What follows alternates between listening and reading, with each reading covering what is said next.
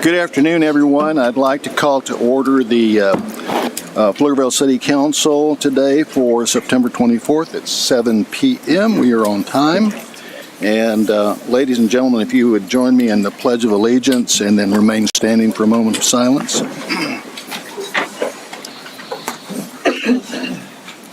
I pledge allegiance to the flag of the United States of America and to the republic for which it stands, one nation, under God, indivisible, with liberty and justice for all. Honor the Texas flag.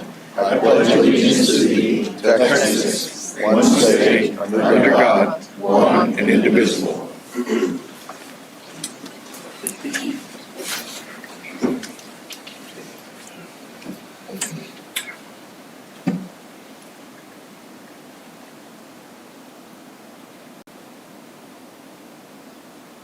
You may be seated.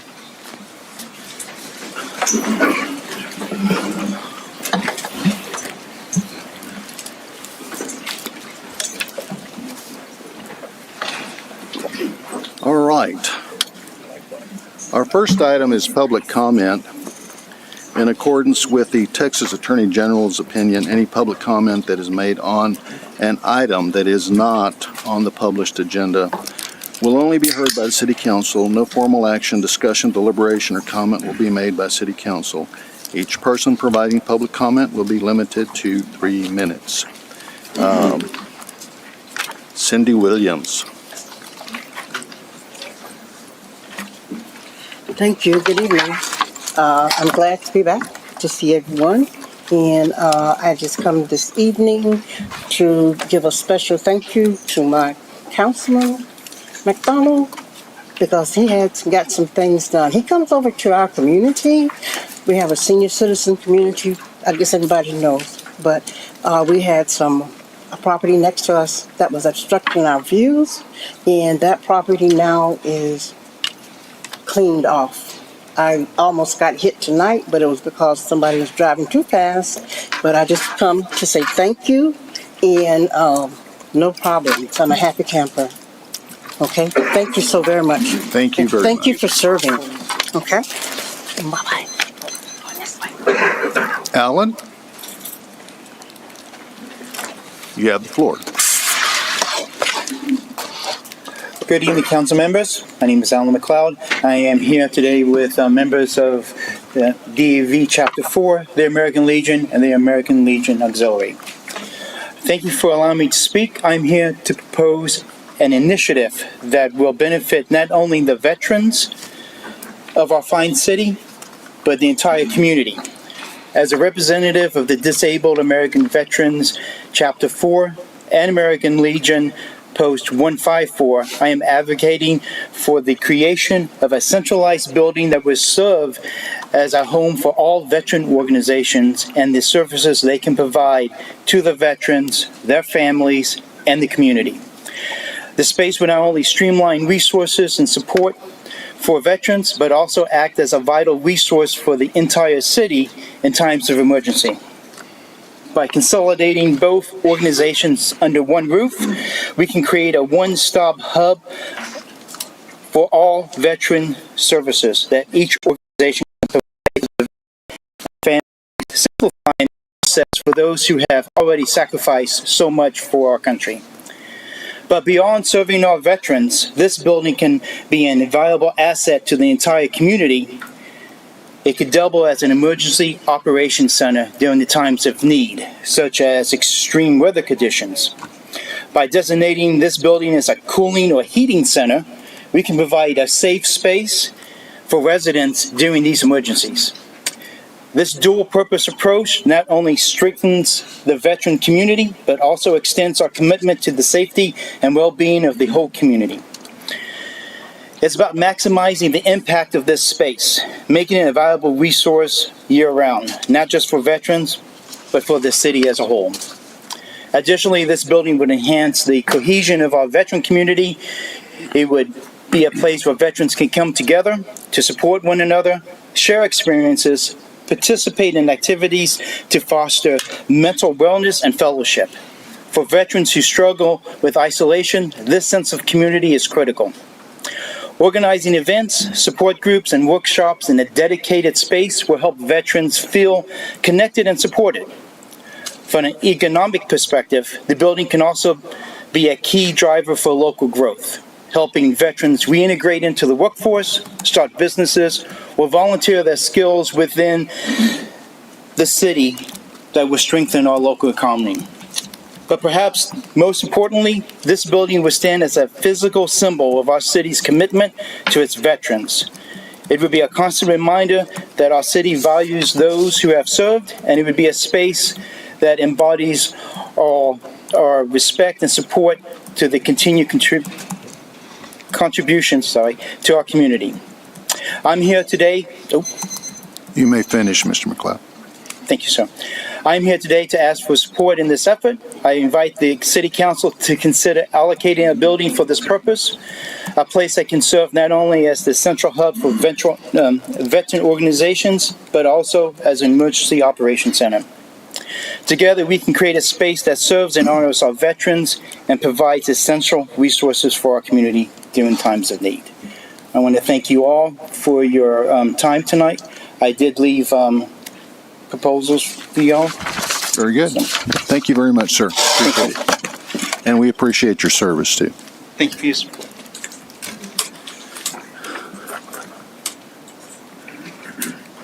Ms. Ryan, are you wishing to speak later on the agenda item? Yes. Okay. All right, so we have proclamations next. This is the fun part.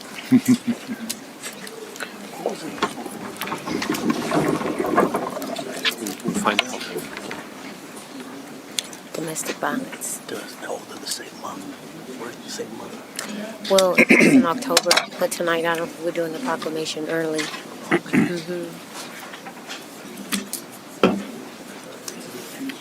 I'm gonna take a picture of the pictures up. Okay. Since I'm in volunteer. Actually, it's all fun, So this afternoon, I have the privilege and honor of providing some information on Domestic Violence Awareness Month, which is observed every October to highlight the issue of domestic violence, which affects individuals of all ages, races, and socioeconomic backgrounds. Raising awareness about domestic violence helps to educate the public, reduce stigma, and encourage individuals to seek help and support those in need. It is critical for every individual to understand the signs of domestic violence and to foster a culture of support, empathy, and action. We recognize the importance of working together to end domestic violence and promote safety, justice, and healing for all that are affected. I proclaim October as Domestic Violence Awareness Month in the city of Pflugerville, and Elizabeth Whited is here to receive that proclamation.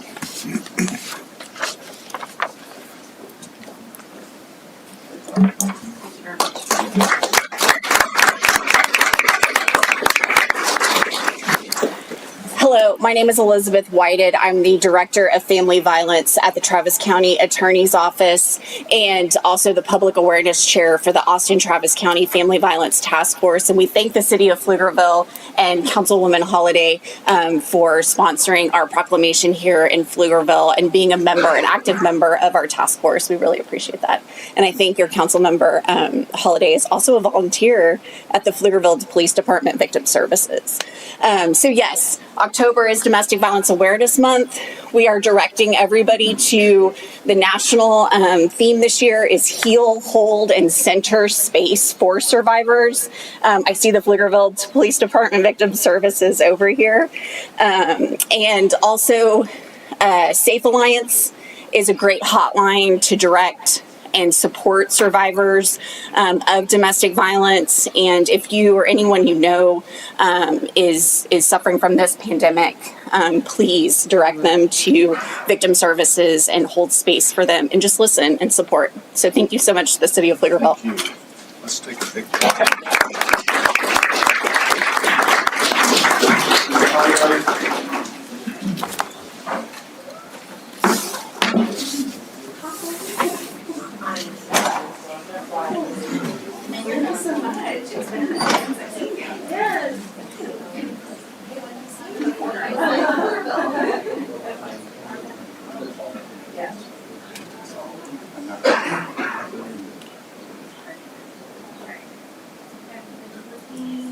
One, two, three.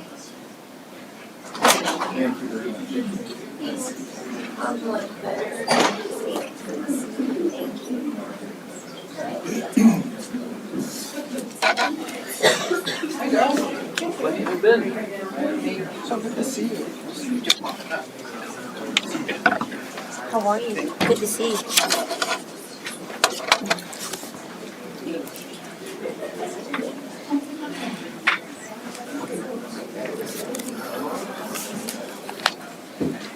All right.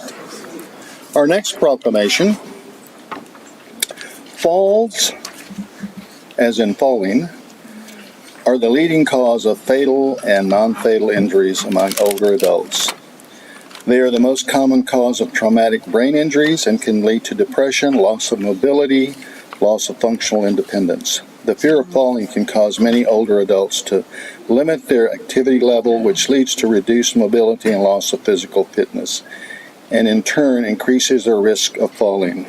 I proclaim Falls Prevention Awareness Week in the city of Pflugerville and encourage all residents to support awareness of falls. I have a 95-year-old mother who still gets around, but I have to walk very close to her because she refuses to use her little cane. So this evening we have Rhonda Thompson with the Area Agency on Aging to accept the proclamation. Is Rhonda here? Maybe not? Okay. We'll get it to her.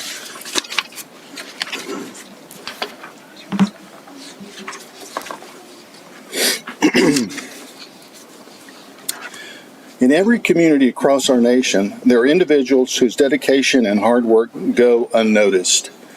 The efforts of these individuals are often overlooked despite their critical importance to our communities. These workers contribute to their time, skills, and dedication without seeking recognition or reward, embodying a spirit of service and commitment that is fundamental to our collective well-being.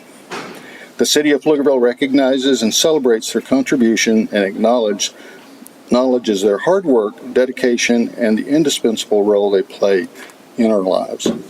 I'm proud to proclaim September 24th as Underappreciated Job Day in the City of Pflugerville. I love that. And Mr. Haney is here to...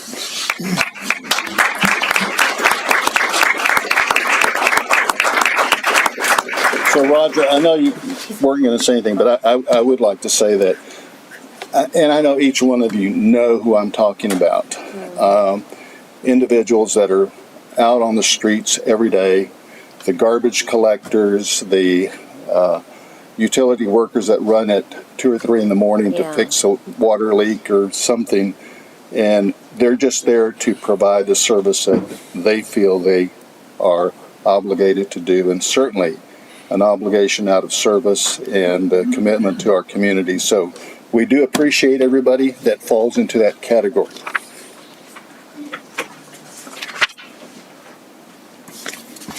That includes council members.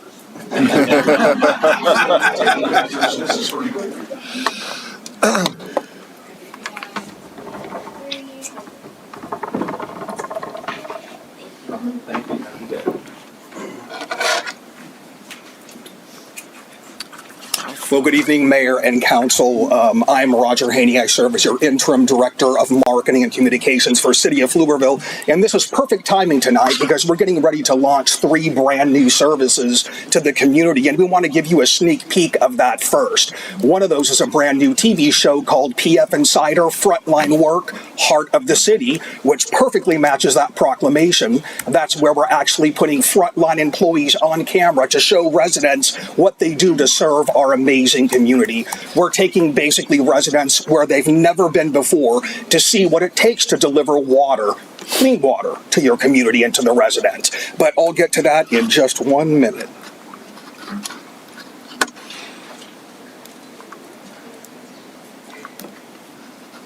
Yes, on October 1st, we actually have an action-packed day. We are launching 3 brand new services. The first service is we're launching a brand new city website after months and months of work of design and a lot of work from the communications team and our web developer. We're getting ready to launch a state-of-the-art new website. I'm going to tell you more about those, what that actually offers our residents in just a few minutes. We're also launching all of our videos on the Roku video platform, which is really, really cool. And we're actually launching a brand new PF Media app where you can actually download, whether you're on an Apple phone or a Google phone, you can download a brand new City of Pflugerville app. And I'm going to show you a little more about those services.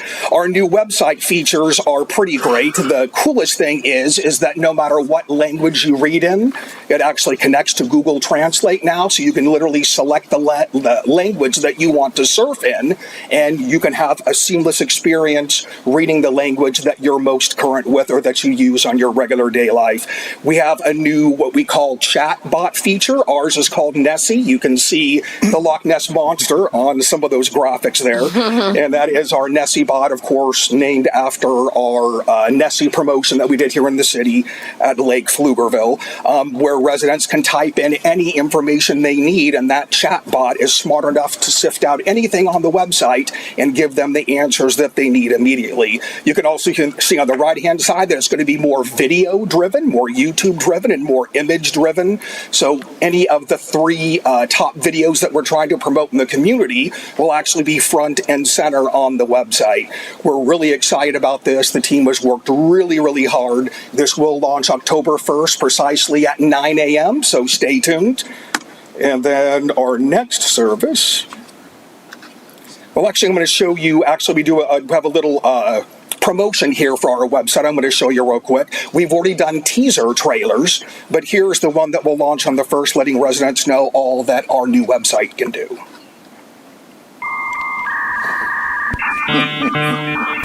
Welcome to the all-new City of Pflugerville website. Discover a more engaging experience with our multi-label browsing options, easy access to information through our new chatbot Nessie, and streamlined navigation that gets you where you need to go faster. Enjoy improved event calendars and a responsive design that looks great and works seamlessly on all your mobile devices. Explore everything your city has to offer with a new website that is user-friendly and is visually appealing. Once again, that new website is taking us to the next level. I'm extremely excited for residents to see it. Another thing we're doing is we are rebranding our old PFTV to PF Media to better demonstrate they're going to be offering services on multimedia platforms. And let me tell you about those.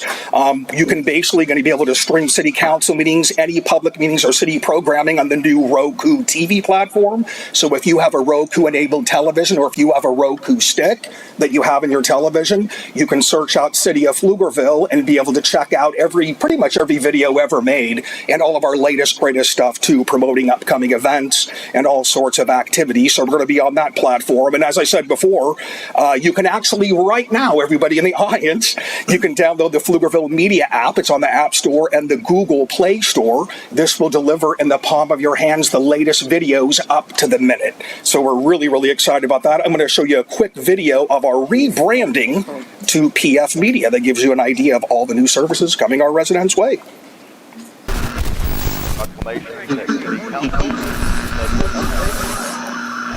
Welcome to the all-new Pflugerville Media. Experience new programming like never before. Now you can stream your favorite shows, including city council meetings, on the Roku TV platform. Plus, download the new Pflugerville Media app from the Apple and Google Play stores. Whether you're at home or on the go, enjoy seamless access to all your favorite city content. Just go to the App Store and search Pflugerville Media for immediate download. Pflugerville Media, a huge leap forward.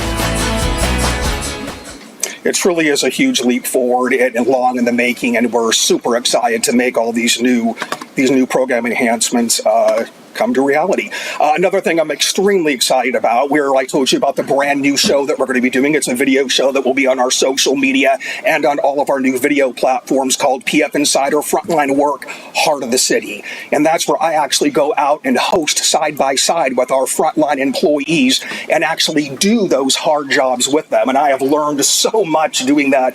I have such an amazing appreciation for our frontline team members. They do amazing things. If you all, well, you're going to get an idea when we launch the videos how much these employees work on your behalf. It's pretty amazing. We know this is going to be an award winner.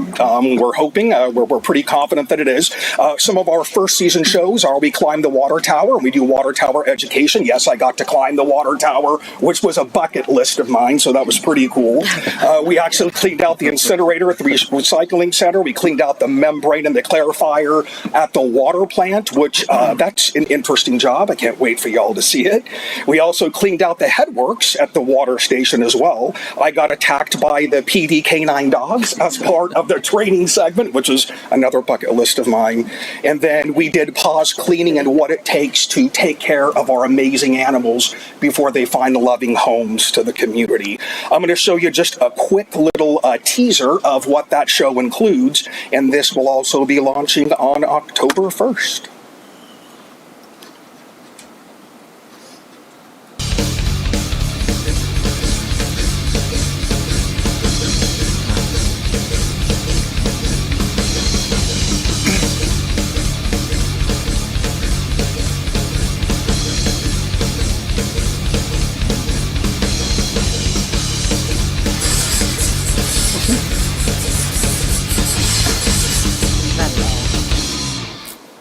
And there's our new Pflugerville Media logo to brand the end of it.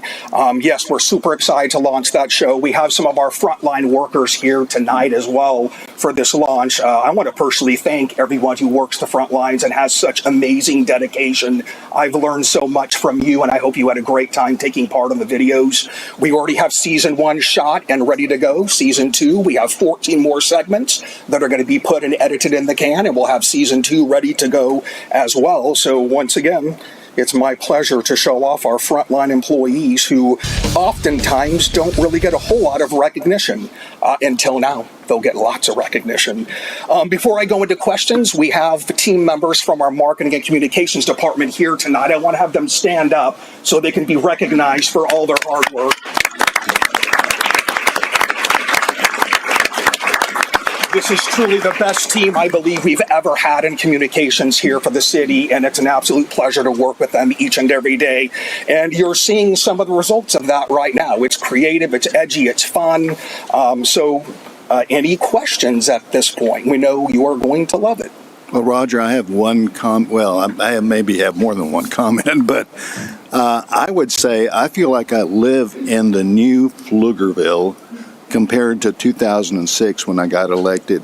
I mean, this is totally amazing compared to the communications and public information, which was very limited back in 2006. So we've made a tremendous stride, and your department and your team has made a tremendous stride in developing Pflugerville into a new, wonderful media presentation. Thank you, sir. That means a lot to us. Thank you. You bet. I'm looking at this graphic you have here. When did we start bungee jumping off the water? That is my homage to Titanic. I'm king of the world when I finally got up there. That is Brandon Pichette holding me there so I don't fall off. We were both tethered in, and we're under OSHA regulations, so made for a cool photo, huh? It's actually my banner on my social media, and everybody's like, what is that? That's awesome. So, any other questions for you? Council? Thanks Thank so you very much much. for your time. Appreciate it, We're Roger. really Thank you. excited, and it's a privilege to rep the city of Pflugerville. Thanks so much. Thank you. All right. Now we get to the fun part. Reading of the consent agenda. Wishing to pull 5B, Trista. I believe it's 5B. Let me confirm that. I was like, y'all are going to pull all sorts. 5B. Is that it? 5P is in Paul. 5P is in Paul. Which one was it? 5D is in David. It's true. You did Yeah, it. no, I didn't think You of that. did it. You laughed at me last time. It's funny. These are college graduates.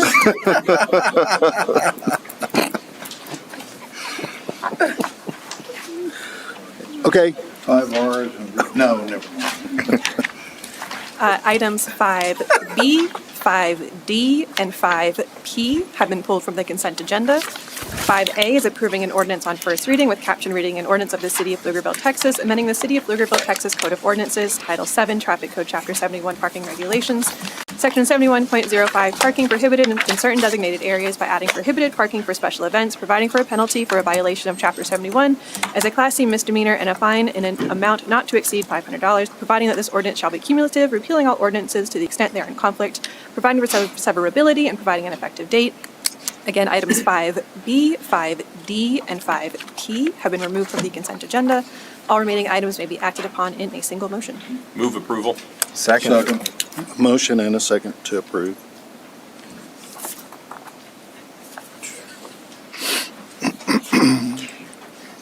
Motion carried. Thank you. This is where half the audience goes away. I would imagine half. Our next item is 6A, to conduct a public hearing on the proposed property tax rate of .5428. And we have public comment first. Melody?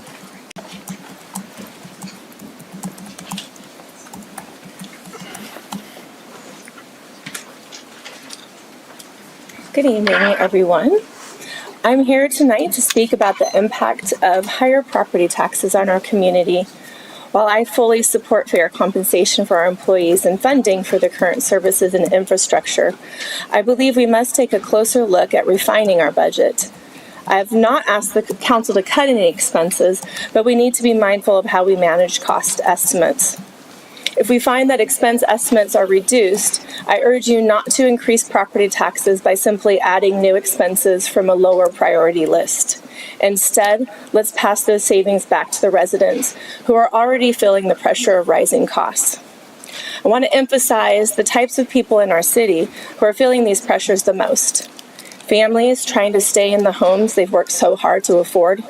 Single parents trying to make sure their kids have food to eat. Seniors on fixed incomes, and younger professionals who are just getting started. For many, every dollar matters, and constant increases in property taxes, water rates, and other fees can stretch budgets to their limits, leaving some struggling to keep up. I also want to address the issue of water rates. According to the current projections, the city is expected to break even on water services in 2024. After a large increase of $45 per month for the average family. But then we see an $8 million surplus in 2025 from another 18 per month increase.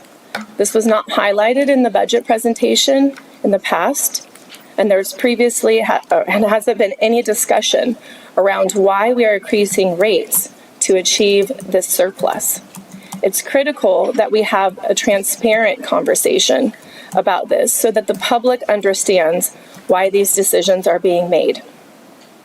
This is why I advocate for the Goldilocks approach to our taxes and fees. Not too high, not too low, but just right. We should be taking only what we need to properly fund services and infrastructure for our growing city, not more. Let's ensure we strike the right balance so that we're not overburdening our residents while still meeting our community's needs. Thank you for your time, and I look forward to working together to create a more balanced budget for our city. Thank you. And Tracy, you have the floor. It says she's from those Three Bears.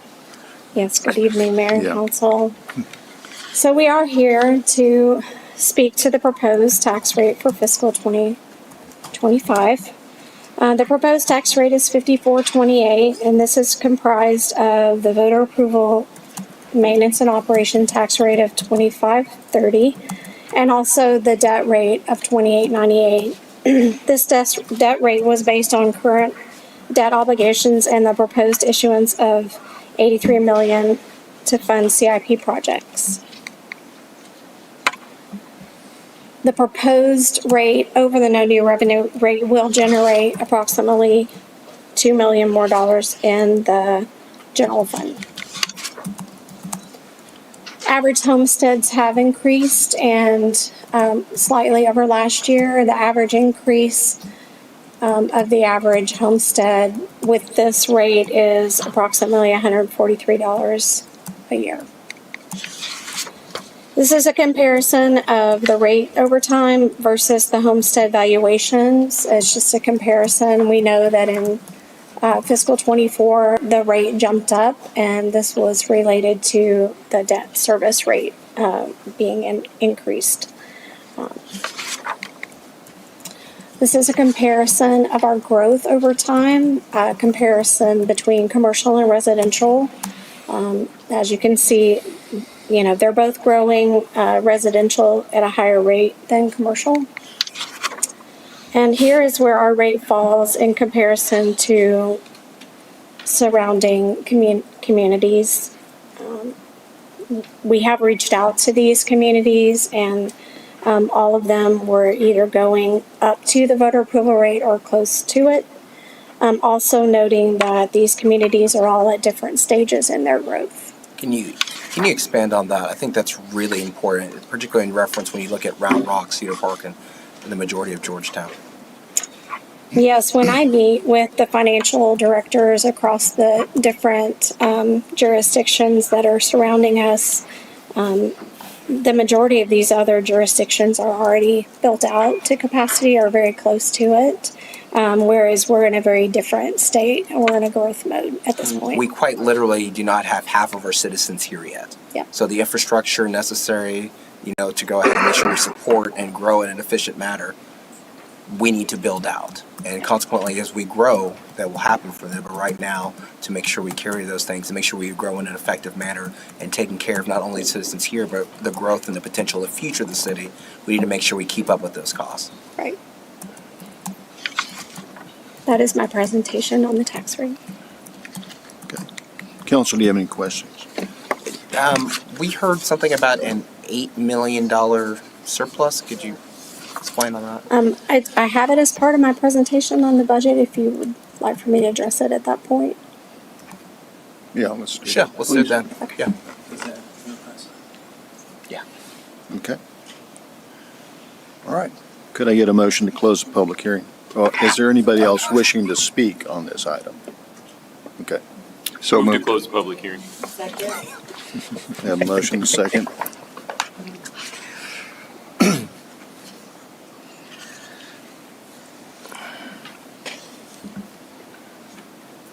Okay, motion carried. Item 6B, discuss and consider action to approve an ordinance on first and final reading with a caption reading ordinance of the City of Pflugerville, Texas, adopting the fiscal year 2025 budget for the City of Pflugerville, Texas. Is there anybody from the public wishing to make comment on this item? Tracy? So we are here after many months of planning and speaking to what's in this budget. We're here tonight to go through this one more time and hopefully adopt the fiscal 25 budget. So some of the assumptions that are built into this budget, as we just spoke about, the voter approval tax rate, holding the fund balance target at 35%. We're using conservative figures for sales tax. On the expense side, no new personnel. We do have a 3% increase in base salaries. Health insurance costs have increased. We've had to include the emergency medical services at $1.3 million. And we're also adding continually to our vehicles and fleets. This budget includes the debt service rate, which includes the $83 million issuance that we're assuming to issue in 2025. Overview of major funds are governmental, $110 million, special revenue, 6.7, enterprise at 63 million, and capital projects at 660 million. On the general fund side, it's a balanced budget at 65 million. There's 3.1 million in capital outlays that are being paid for out of available fund balance. On the revenue side in the general fund, property tax is increased 2.5 million, sales tax at almost $1 million, and other revenues are actually decreasing in this budget. On the expense side, as we talked about, on the employee side, health insurance, salary base fee, 3% increase. Operating, we've covered most of this. Capital outlays did decrease from the fiscal 24 budget. Sales tax has been in growth mode, but that growth has flattened over the last several years. We are projecting 5% over the proposed 2024 proposed budget. Hotel occupancy tax has some increases in the expenditure to support the Explorer of Pflugerville, still ending with a very healthy $1.6 million fund balance. Can we go back just a second here? I wanted to talk about the sales tax projection. Okay. I do project a 5% increase year over year. Is that right? Over our projections of fiscal 24, yes. And our neighbors across the street are projecting a 2% decrease. I'm wondering if you have any thoughts about why those numbers might be. I haven't looked at their sales tax numbers. I know that our projection is based on our trends that we're seeing right now, so we felt comfortable with that amount. Okay. And that's a conservative estimate too at the same time, correct? I think it's a safe estimate, yes. But we're continuing to monitor, but it's definitely trending. I appreciate safe over conservative. Yeah, I like that. I'd rather overestimate a little bit than underestimate a whole lot, right? So I don't mind you being safe, but as accurate as possible. You don't have to always come in under. Right. I think for a long time, then we changed probably about 5 years ago. We were way too conservative about the growth numbers right there as well, and now it's good to be realistic. Yeah, exactly, and that's what I've loved to see the change with our department on that. Yeah, I think we're right there. When was it? Was it last year or 2 years ago that we were just $3,000 off from accurate, from perfectly accurate? I think it might have been last year. I think that was last That year. was. It's pretty good. That was some excellent work. Great target. Yeah. So our enterprise fund, our water wastewater fund, I will address the $8 million. So we are showing around an $8 million surplus revenue over expenditure, if you want to call it that. But we are bound by our bond covenants, and we have to bring in at least 1.2 million or 1.2%. There's a debt coverage calculation that we have to monitor, and we have to project that out into the future. Every time we go out for a new revenue bond, we have to show whoever we're getting that money from that we can actually meet that debt coverage. And so that is why you will see the goal is to use those surplus funds that are going into fund balance to offset debt service in the future, or to direct cash fund capital projects that then we wouldn't have to go out and debt fund. So there is a plan for the amount that has to go into fund balance. Unfortunately, our balance in fund balance can't be used for the calculation. And so that's where it gets a little tricky. But that is why we have set the revenue where we have. So to be clear, the applicable terms, the terms of the bond covenant itself, the contract, for better lack of term, demand for us to make sure we allocate it in a specific manner and use the calculation that's built in that. That's correct. So even if we have that $8 million, that's not something that we can actually go ahead and work for that. But you're working in the future to go ahead and work for that. And let's be clear too as well, when it comes to water and wastewater, and we've looked at a variety of different sets and resources to make sure we save citizens millions of dollars over the cost of this altogether $1 billion project for that. So consequently, the citizens are saving a significant amount of funds thanks to Texas Water Development Board and a variety of different things for that. And if I recall correctly, y'all are actually being utilized on a national level as a city that's being looked at regarding looking at different resources and allocations of funds to help fund water and wastewater management for Yeah, we were the municipality. first WIFI alone. Yeah. From the ED, yeah. Yeah. Can you expand a bit on this asterisk for me? We'll bring capital projects mid-year to lower the reserve closer to the 35% target. Why aren't those projects already in the budget? No, the projects are, it's whether they're funded by available fund balance or whether they'll be funded by other sources. And so I wanted to put that in there because I realized the fund balance is a little bit higher over the 35%, but I also want to monitor our projections on revenue. It's all based on a very complicated model, and I want to make sure that we're trending before we start using those fund balances for those projects. That's why I have that in there. All right, so what I'm hearing is we set our targets based on our trends, and once again, you're trying to be as accurate as possible, not as conservative as possible and Right. undershoot. And so if those trends aren't working out as well as we would like, Right. then we're funding fewer projects. We would still fund the projects. We may not fund them out of available fund balance. Gotcha. Better be safe than sorry. Yes. It seems like I recall previously mentioning that the utility rate study that we used to do every 5 years, that we're now doing yearly. Every year. Because we get a more accurate view that first year than we do 5 years out. Yes. So that 5 year view helps us kind of pre-plan, but then by reevaluating every year, we can really tighten it up. And if there is a need to change things and lower them because we have this extra surplus, then And we'll have the factors opportunity to do change. that. We could get grants. We could get, like, factors change year over year. Absolutely. And we want to be able to apply those factors into the new rate calculation.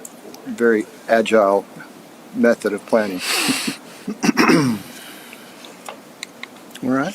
Speaking of rates, we were showing a monthly increase on an average user of a little over $18 a month. Oops. The water wastewater expenditure highlights, personnel is exactly the same as we talked about in the general fund. Really, the only operating changes with their budget is the debt service that is increasing pretty significantly within the 25 budget. And we're still funding capital projects out of this fund, just not as much as the previous year. And if I recall correctly with our rates, we actually have worked, given, let's be honest, the nature of the economy right now, to help service people to not rise it so quickly, but in fact go ahead and spread it out further across a couple of years. Right. We had to as well this year. We sloped that increase a little bit this year. On the solid waste fund, there's really no changes to the operating budget. There's also no rate increase to the customers. So this budget supports the four themes of the strategic plan: safety, economic development, infrastructure, and services, and staff does recommend approval of the fiscal 25 budget.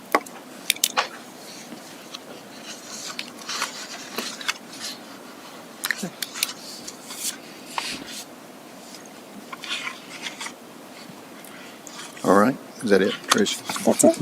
Okay. Council? Need a motion to approve the ordinance on first reading and final reading. We've only been going through this for the last 4 or 5 months, so motion to approve item 6B is presented. Second. A motion and second to approve 6B.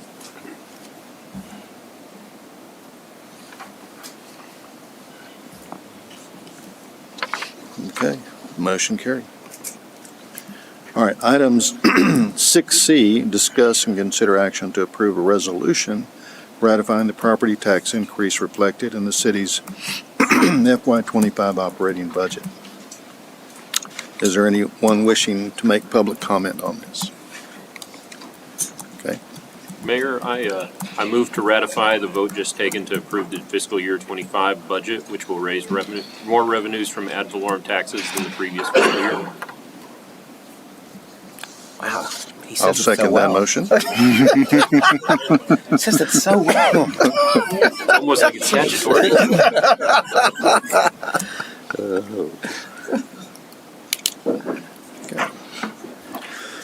Excuse me. Motion carried. Okay.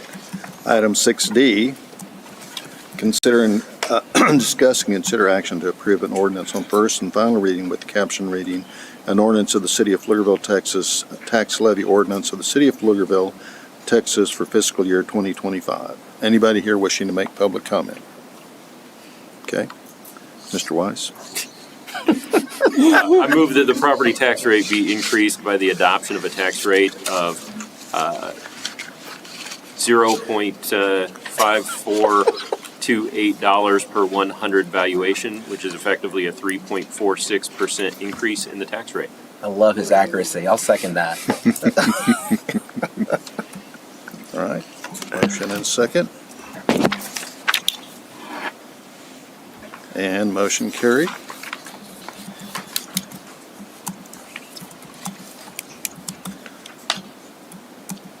All right. Item 6E. Are you still up on 6E? Oh, yes. All right. Conduct a public hearing on reauthorizing all building permit fees and consider approving an ordinance on first reading with the caption reading, an ordinance of the City of Pflugerville, Texas, adopting the Pflugerville fee schedule, amending certain fees and establishing costs and fees charged by the City of Pflugerville, providing for a penalty for a violation of Section 10.99 of the City Code of Ordinances and declaring an effective date.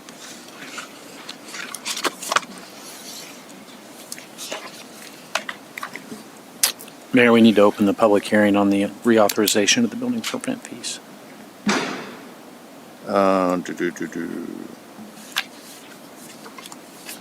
Okay. Is that not what I just read? Sure, but don't we typically open that public hearing and then close that public hearing? Are you asking us to vote to open? Yeah, we don't typically do that. No, Okay. we don't normally. Then I'm fine. Yeah, no. I think we're good. I was wondering if we've been missing something all these years. Yeah. It's all right, John. Voting to open public hearing. We'll figure it out one of these days. We vote to close, but That's over in Buda. We're just practicing. So this is an ordinance to adopt our master fee schedule. Just wanting to highlight on these particular dates, different boards and commissions have reviewed these fees, and they were also redlined in the proposed budget. A lot of attention and conversation has gone behind these fees that have been included in this master fee schedule. The recommendation fees should be reviewed annually and updated during the budget process. The fees are in line with the market and cover the cost of services. Staff's recommendations, approval of the master fee schedule. Sure.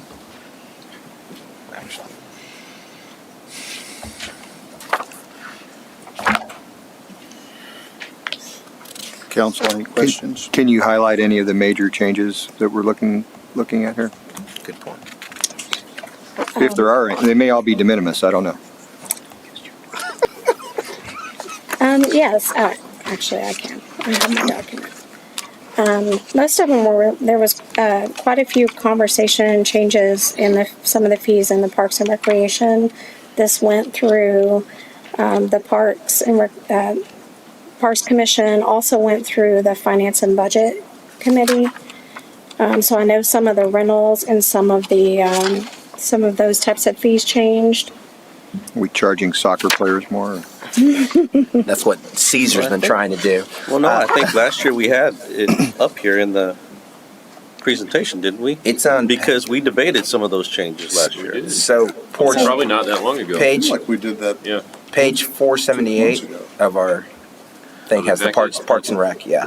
Yeah. And we did hold a work session and went through each of the fees, I believe, in June or July.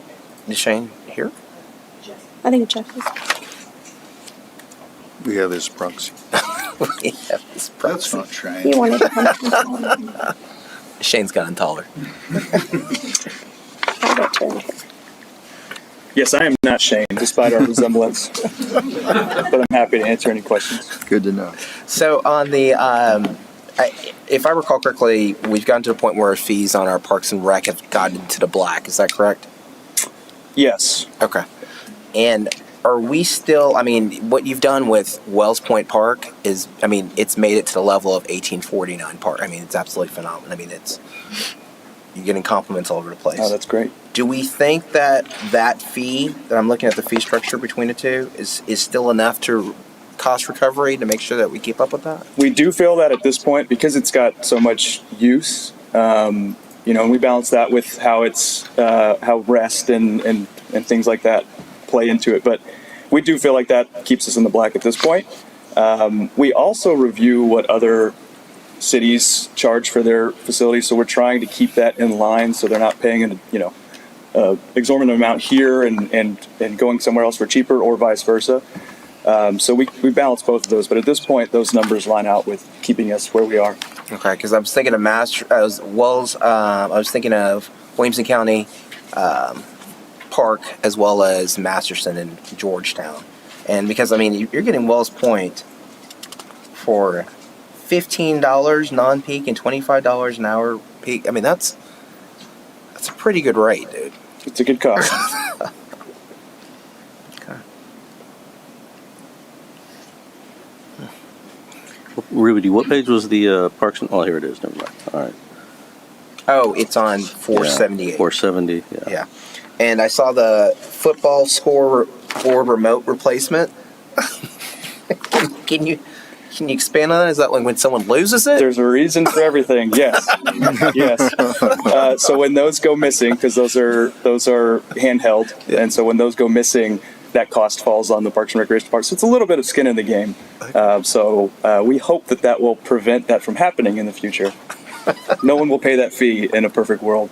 Well, that's an existing fee, right? That's already on the books, right? If I'm not mistaken. Have we had to charge that fee in the past? That I'm not sure about. I can get that answer for you. Past. We didn't. I'm not seeing any changes in the solid waste, correct? No Mine's changes. highlighted. All right. Yeah. All right. Water, wastewater. I know we've Yeah, kind of gone round and round on that one sometimes. Even though they got an increase in their contract. So, Yeah. You know. We had to build And we do an increase for soccer, right? Yes, we did increase the Double, soccer right? hourly rate. Doubled it. Hope everyone's hearing this. Okay. Well, I'm a big fan of charging what it's worth, charging what it costs. I know we like to say, hey, we benchmark against other cities. I don't really think we're necessarily in competition with other cities. No.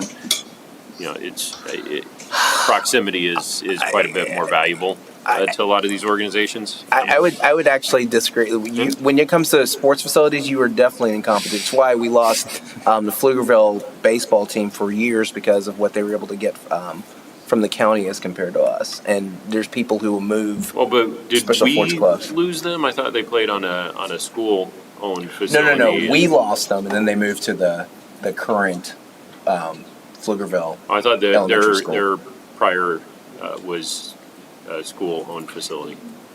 No, Or that's where they're at. school-operated. That's where they're at now. Where did they play before that?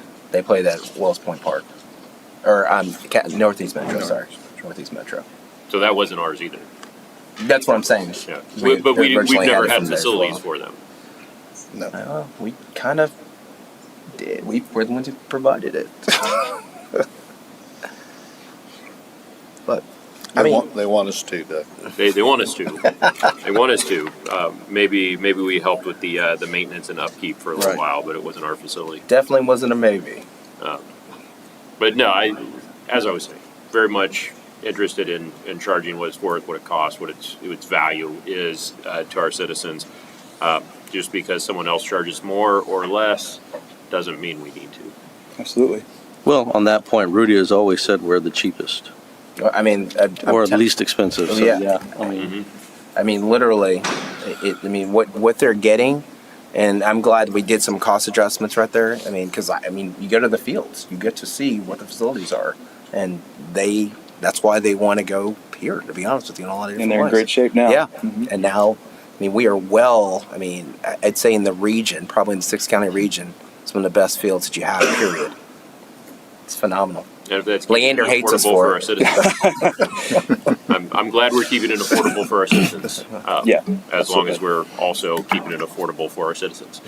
Are The taxpayers as well as the users. the pods at the library, are they gonna be free? Was she here? I guess she No, I left. think she left already. Okay, are we gonna charge for the pods? Pod use? No. And has it always been $75 for rental, for adoption of a pet? Jim, I think you would know that, no? That's. I don't know. Oh, thought you knew that. No, it hasn't. It hasn't? What was it before? I don't know. I think I got my cats 12 years ago, and it was probably $25 a piece. Okay. Huh? That was a long time ago. We're talking about Adoption fees. adoption Adoption fees? Adoption fees. $75? I mean, But and we frequently waive those. That Yeah. is true. That is very There's true. promotions. But I think there's also sort of the idea that if you can't afford a $75 adoption You don't fee, need the pet. why are you adopting this dog or this cat? Nothing more expensive than a free puppy. This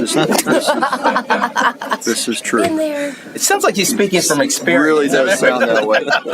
Bitter experience.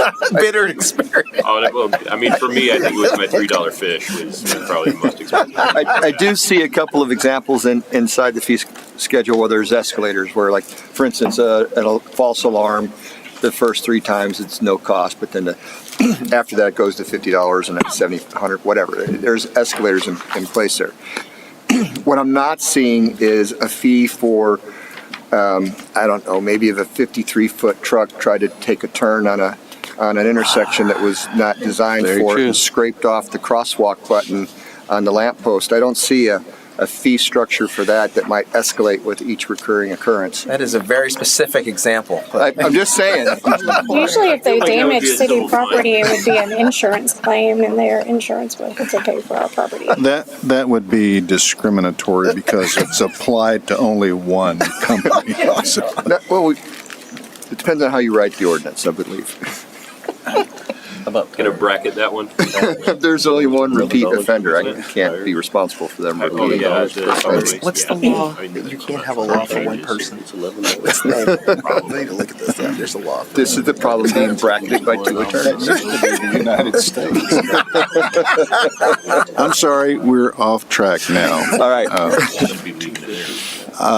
Council, any other comments, recommendations? Motion to close public hearing? Okay, there you go. Second.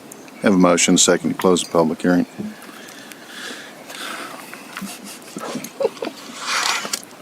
Bill of attainder. That's it. Good to know. Just so you know, I'm the only person you know who has ever litigated a bill of attainder. Oh, good lord. I'm going to write that down in my notes. Bill of attainder. Good. And motion carried. Could I have a motion to approve the ordinance? Second. Did they really? So moved. Second, third, fourth. No, I think Caesar already said it. I think you said. I didn't know if the mayor was making the motion or not. I think he made it. We're gonna listen to his bill of attainder case over here. Whoa, how did that happen? I didn't vote. All right, here we go. There we go. All right, motion carried. Thank you very much, Tracy. Moving on to public hearings and ordinances, 7A, conduct a public hearing, consider approving the first reading of an ordinance with the caption reading, an ordinance of the City of Pflugerville, Texas, amending ordinance number 1203-15-02-24 of the City of Pflugerville, Texas, is amended by approving a specific use permit for industrial uses, light and office warehouse on approximately 42.23 acres property generally located north of Cameron Road, east of the Northeast Metro Park, south of the Pecan Street, and west of State Highway 130, situated in the William Caldwell Survey, abstract number 162, City of Pflugerville, Travis County, Texas, to be known as the Cameron Road Industrial Specific Use Permit, providing a cumulative and repealer clause, providing for a non-severability clause, and providing for an effective date. Emily. Awesome. Thank you, Mayor. Good evening, Mayor and Council. This is a request for a specific use permit, as the Mayor just read, for Cameron Road Industrial. The property is located off of 130, just south of the 130 Park, which you see those buildings to the north there, that was developed by PCDC many years ago. The applicant is seeking reconsideration of their specific use permit. This had come before you earlier this year, and they have resubmitted and request action by the council. The Planning and Zoning Commission heard this item in August. The property is currently zoned urban or corridor level 4, and the uses permitted or required an SUP would be our industrial uses and office warehouse. You can see there in the outline the property. As part of the Aspire Pflugerville 2040 Comprehensive Plan, this area calls for primarily non-residential uses. You'll see there in the purple, really focus on our employment center entrance on the southern side of the city. This is part of the East Pecan District within the comprehensive plan, which is considered to be an economic hub for employment and offering a significant amount of industrial and commercial property. With the specific use permit, here's the outline of the buildings that they're considering. There are 3 facilities, varying in sizes from 111,000 to 210,000. Also includes the extension of Impact Way, which currently terminates just through the property to the north of this site. Emily, would Impact Way accommodate 53-foot trailer trucks? Yes, sir. Yes. Yes, it would. Positive? It should be designed to accommodate that in an industrial zone. There we go. Here's some images, renderings really of what you could anticipate seeing. A lot of this relates to the screening of the facility as it's along the 130 corridor. That's the primary goal here for industrial uses along this along the 130 tollway. There's the legend to the side. So if we're at point A, you see in the upper left-hand corner is that perspective A, the side of the building and parking, to perspective B, which is along building 2. Some additional screening, you can see how the movement would occur on that side. Perspective C, which is along really that extension of Impact Way, extending from the north. And then perspective D, which is off of 130, that shows also the connection to the parking lot. Perspective E shown there, which is another view, just looking the other direction where you can see some of the screening, and with the goal there to screen the loading docks within this area. And then perspective F along Impact Way, you can see the additional screening to shield some of the industrial uses there. So when looking at a specific use permit, the code outlines criteria for approval really to ensure that it's harmonious and compatible with its surrounding existing uses and the proposed uses. And also if with the activities they're requesting, the industrial uses are normal with what's you would typically see. If it's reasonable, as well as if there would be any adverse impact on the surrounding area, and if it's been mitigated. That's some of that screening that you saw there. Staff reviewed this and came up with these recommended conditions, which is the service court area for buildings 1 and 2 oriented inwards between adjacent buildings, so that those primary facades should be oriented outwards towards public park or public street. That's really how we've done, and you kind of see that along the 130 Commerce Park as well, where you've got those loading docks facing each other to really help that screening from the public view. For building number 3, if it orients towards a public right-of-way or can be viewed from the public right-of-way, there's additional vegetative buffer required screenings there with trees allocated as well as shrubs with an increase to every 100 linear feet, and that they're planted at sizes provide immediate screening. And so a lot of times we'll see like the 3-inch trees. This is intended to provide that immediate screening so that you don't have to wait the years for those to grow. And that should be, that's at time of certificate of occupancy, and then no outdoor storage is permitted. Emily, Yes, sir. on the no outdoor storage, does that include empty trailers? Or could they be considered transitional? Really, that should be parking, reloading, and moving along versus any other types of storage. That's how we've looked at empty trailers before. They can't just come and park them in those areas. I know of one parking lot where there's like, I guess, an overflow or excess of trucks, vans, whatever you call the cargo trucks that seem to be continually parked. I don't know. It just, is that one of those borderline things? It's just And it could be based on their specific use permit if that was required, or other conditions in that particular property. Okay, thank you. This request is consistent with the comprehensive plan. Staff has recommended approval, as has the Planning and Zoning Commission. Tonight, the applicant has asked that we conduct the public hearing. However, they request postponement of action on first reading until their next meeting, which would occur on October 8th. The item tonight for public hearing was required to be held because we're within 60 days of the action of Planning and Zoning Commission, which is a requirement of the code. I'm sorry, can you say that again? Yes. Okay. The applicant has requested a postponement of action on first reading for tonight. We are required by code to hold the public hearing because there's a 60-day window in which the public hearing must be conducted from when the Planning and Zoning Commission heard this item. Was there a stated reason for the? The applicant is here and can address that question. And so, Emily, this request for a motion to approve ordinance on first reading would not apply, is that? Should the council so choose, that is the request of the applicant. And I was under the impression we might have an accompanying agreement to go along with that. Is that the reason for the postponement?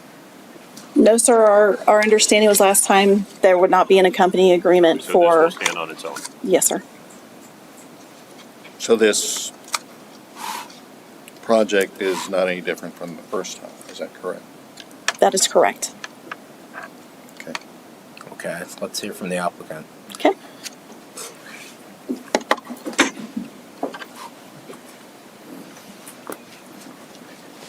Good evening, Council. My name is Ethan Harwell. I'm a planner with Kimley Horn and Associates. Here tonight on behalf of Placemaker, who are the owners of this property. We have been working with staff and council over the last few weeks to really negotiate some architectural standards, and there still are some questions outstanding to that. So we would love action this evening on this SUP. We've been working towards this, but we do have some additional information we'd love to share with you all, additional renderings and architecture we'd love to share. But that is really the primary reason for our postponement this evening. So to be clear, there are more questions on our end. Is that what you're saying? You said that you wanted to be able to answer questions that we presented to y'all? I believe there's been concern about the potential agreement that was being brought forward, as Emily mentioned, and so we just want to be sure that there's consensus on the I just project heard before we come that forward there for would action. not be an additional agreement. Did I misunderstand? Or are you bringing, yeah. I'm sorry, I also heard you say that you were requesting action on this item, but also requesting a postponement, so I'm getting confused. Do you want action on the item or just the public hearing? What are you asking for us for tonight? This evening, we would love to hold the public hearing and postpone action until And October postpone 8th. action. Which Okay. is what? Yes, sir. Which is part And of the what reason you want to that's postpone promoted. action is what again? We don't feel like there's consensus around the project and the architecture of the project. So we'd love the opportunity to continue to work with council and staff to achieve that consensus. But as I understand it, there's a timing constraint. There's a That's why timing we have to constraint have on the the public hearing. first public hearing. Yes, sir. And we did open the public hearing. We did, so we're having it, and so, Okay. So we're good on that. yeah, and that gives them time to come back and talk to us some more later. Okay. Is there somebody else? Ma'am, go ahead. Council members, Nicole Mead. I'm with Hush Blackwell, also here with Ethan to represent the applicant. I just wanted to provide a little bit of clarification because I think I was the one who originally asked for the postponement or suggested it. We did get some questions from council members that we haven't had time to get responded to yet. And so we wanted to, although we had this weird time constraint of the 60 days, we did want to at least provide an opportunity to answer those questions. And secondarily, I don't think we've closed the door on the option of finding a mechanism to have an agreement to impose some of those architectural issues and so, or to address some of the architectural issues. I don't think we've closed the door on that yet, but we just need a little bit of additional time. So you're amendable to the to specific architectural standards, but we don't have an agreement in place yet. There are questions outstanding, so consequently, because of our policy, our mechanisms, we have to hold the hearing. But this will allow for more time for people to ask questions. Prior to your next meeting, unfortunately.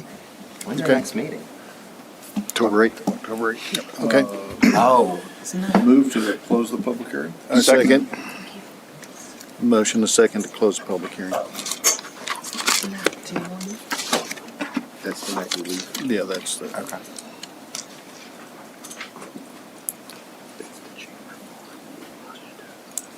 Oh, don't tell me. Too late. Okay, motion carried. Thank you. 7B, conduct a public hearing and consider approving an ordinance on first reading with caption reading, ordinance amending the City of Pflugerville Code of Ordinances, Title 15, Land Uses, Chapter 153, Planning by adopting the Downtown Streetscape Master Plan, providing for severability and providing for an effective date. Good evening, Council, Mayor. Thank you for having me here this evening to talk about the Pflugerville Streetscape Master Plan. There we go. Alrighty. So this study, this report, it does provide the purpose is to provide a cohesive downtown environment, providing all of those elements that make the downtown feel like a special area. That's paving, lighting, vegetation. So this report does provide recommendations on that, and it does focus pretty heavily on some of the corridors throughout downtown Pflugerville, including Pecan, Railroad, and Main Street. We didn't start in the dark. We did follow the Downtown Action Plan's recommendation for this study, and we also collaborated with previous studies that have been completed.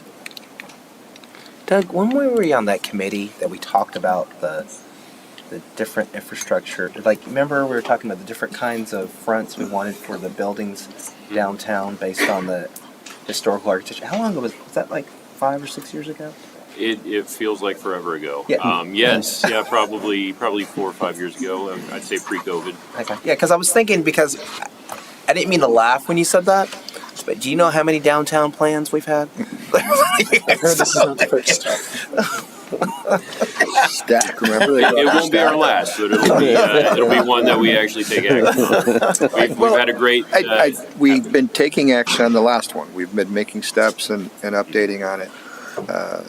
And I think one of the things in the last downtown action plan was utilizing Main Street for activities, taking fuller use of it. And I think we've seen that in the last couple of years. So that is correct with this downtown action plan, which was updated in the past few years.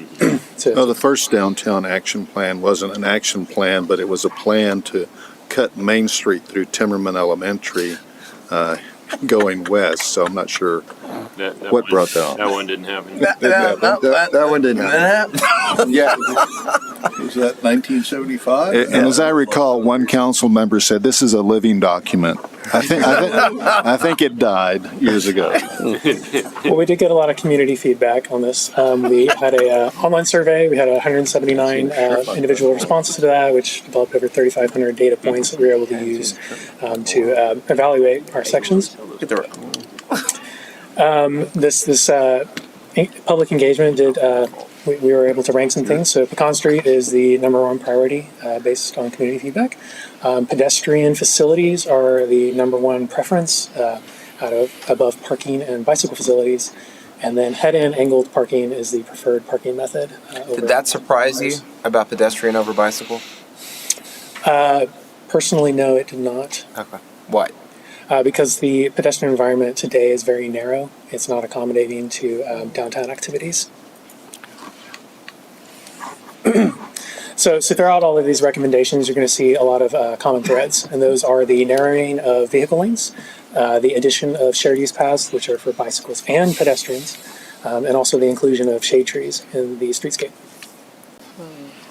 Pecan Street is your major east-west thoroughfare through downtown Pflugerville. We have divided it into four different sections. Apologies. Can I go back one more slide, because I just have to throw this out. So, in perspective and context, that little sidewalk, I used to skateboard down that sidewalk when I was 10. So y'all had skateboards? Are you a Ninja Turtle? What's going on? They made skateboards. I know. Yeah. And so the key thing about Pecan Street is it is text out right away, and it does see over 15,000 vehicles per day. We've divided into 4 different sections that we'll talk about this evening. Those are due to varying conditions on the sides of the right-of-way, land uses, as well as varying right-of-way widths. Mayor, what was the height of the gateway sign that you wanted over? 16 feet. 16 feet. So from 10th Street to Meadow Lane, we do have 120 feet available right-of-way. We are proposing that we have the same vehicular condition because we do have a very wide right-of-way to work with here. The preferred section on your left has 16-foot wide landscape areas with shade trees. This is preferred over alternative B because it allows for maintenance of those street trees. And it does allow for the undergrounding of utilities adjacent to those public utility easements. Alternative B, really this was considered because it would provide for shade trees on the south side of both shared use paths. Whoa.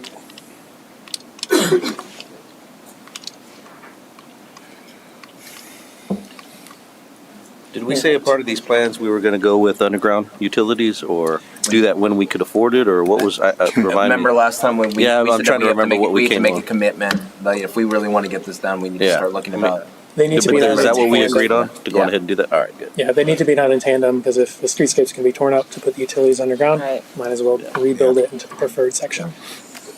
Because that will make a demonstrative difference. Yes. Down there. Oh, yeah. It's huge. Huge. Well, Jim's trucks will still hit the pole, but you know. Just not the lines. Not my truck. So for section Jim's 2, pet which is truck. 5th Street to Railroad Avenue, we do have 2 different alternatives. So this alternative A, if I can get to the next slide, the preferred right-of-way in this area would be 80 feet. Sorry, y'all, I'm having trouble with this. Oh. Okay, so alternative A, it does call for an 80-foot right-of-way. This does allow for the narrowing of lanes and the addition of those 10-foot shared use paths on either side. Those would be separated from vehicle lanes with a vegetated strip, and then it would allow for landscape between those shared use paths and adjacent right-of-way. In certain cases, like section 2, where the right-of-way is extremely narrow, and there are cases where there are buildings directly on either side of the right-of-way. In those scenarios, right-of-way acquisition may not be feasible. There is an alternative section here that has a slightly narrower shared use path that is up much closer to the vehicle lanes and would require a buffer or a barrier. Here's a quick, there's 2 illustrations that I'll show that are just showing proposed conditions, the enhancement of the pavement, the crosswalks, the removal of the overhead utilities and street trees. So why are we going with the shared use path? I see very few bicycles in downtown Pflugerville. So, Why do we need to go to that additional expense? When I ride through, I'm a bike rider. You don't live in downtown Pflugerville. When I ride through downtown Pflugerville, usually gun stops, and because of all the shops and everything else over there from there. I see more and more bikes downtown. Exactly, and I like that that's the case, because when we're talking about shared use, that's why we have these exercise, intended. yeah, exactly, I'm tired, exercise sidewalks, these pathways that accommodate both. So to really answer your question is, this is TxDOT right-of-way, and the existing condition has very wide lanes that are also intended to accommodate cyclists. So by taking those off of the vehicle lanes and providing space outside of the vehicle lanes, that would be a requirement. They need to be accommodated somewhere, and we feel like it is best accommodated outside of the vehicle lanes. Plus, have you ever been behind a biker who thinks they're a vehicle? Well, they're supposed to be treated like vehicles, but until it's time to cut lanes. Oh, dude. Split cars. But It's yes, dangerous. I mean, Yeah. they can hold up traffic pretty bad, so I'd Drive rather down have them on the South sidewalk. Mopac And it's safer, behind I think. a team of cyclists. Yeah, Safer to I've the done that. cyclist. And here's an alternative view of that same intersection. We're now just looking west down Pecan. Who won? And then he cheated. For section 3 from Railroad to Robbins Street, we do have varying right-of-way here, but the proposed condition is 80 feet. You'll notice in the plan view that there are shade trees on the south side of the shared use path on both sides. So that's why you see on the left side of the section, there are shade trees between the shared use path and vehicles, and on the right side, there are shade trees on the right side of the shared use path. That's also to accommodate mature existing trees that are by the Travis County Emergency Services District building and Robbins Street. So we don't want to mess with what's already there with Correct. Makes sense. For Pecan Street Section 4, again, we have a 100-foot right-of-way. We are including those 10-foot shared use paths on both sides of the street. They are separated based off of TxDOT standards, adequate room, and we do provide, again, for those shade trees on the south side of the shared use path to maximize shade. The report also recommends the study, the additional coordination with the potential pedestrian islands with beacons along Pecan Street. That's one of the features that I hear most often complained and or asked about, is a way to safely cross Pecan for the businesses that are on the other side there. So thank you for including that. Absolutely, sir. Main Street has been divided into 3 sections, but it also explores a western expansion through the Pace campus, which is consistent with the Transportation Master Plan. Yeah. So, as mentioned, yep, it's in the Transportation Master Plan. The report does recommend this. It's an optional section, if an agreement could be reached. It does use 12-foot vehicle lanes with 10-foot shared use paths on either side. So there's a potential for somebody to run into the rock gym there? Is that kind of what I see? Stop. Is that what that is? We'll have to That's the right make sure that's a bottom bank left. curve. Yeah, that's not happening. Those remaining 3 sections, they're all 100 feet in right-of-way, and we've really divided those 3 sections just based off of adjacent land uses. 1 is purely residential, 2 is commercial, and 3 is also commercial, but it has much more of that lively downtown environment. So for section 1, there's no additional right-of-way required here. It is optional. So if that extension were to occur through the Pace campus, this would be a good option to implement. If that extension does not occur, there's really no need necessarily to implement this. But those shared use paths then become sidewalks in this scenario, where there are sharrows on the vehicle lanes to indicate to motorists that cyclists are allowed to use the full right-of-way. For section 2, from 3rd to 1st, again, there's no additional right-of-way required. We have 100 feet. If you look at that section, there seems to be a little bit of disbalance. There's shade trees on the right side of the image, and that's really to provide shade on the sidewalk on the south side of the street. There's not quite enough room for shade trees on both sides. And again, we're carrying that 10-foot wide sidewalk from section 1 through section 2. We have some quick illustrations showing what could happen with the City of Pflugerville offices that are located at 1st and Main.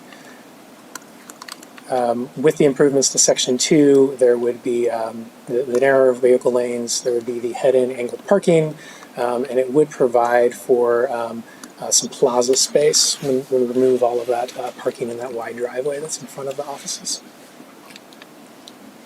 James, aren't we moving all of those offices to downtown east? Yeah. Just saying what we can do. So for section 3, this is only from 1st to Railroad. We do have narrower travel lanes than are currently existing, but they are still 18 feet in width, and really this is to allow for the loading and unloading of vehicles and not impeding the flow of traffic. We do have nice wide 11.5-foot sidewalks, and really, this section can be closed down and utilized for all kinds of events like I already do.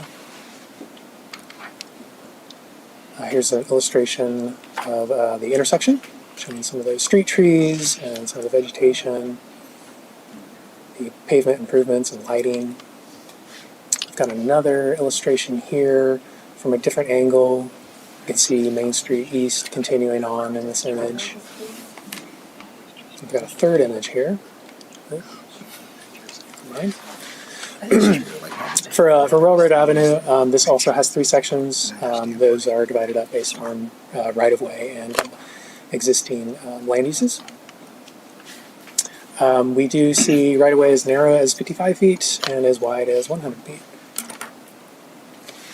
So for section 1, we are proposing a minimum 60 feet of right-of-way. If there is the option to acquire right-of-way on both sides, and if that's expanded to 76 feet, we can get shade trees on both sides. So we've got that 10-foot wide shared use path on both sides with shade trees adjacent to it.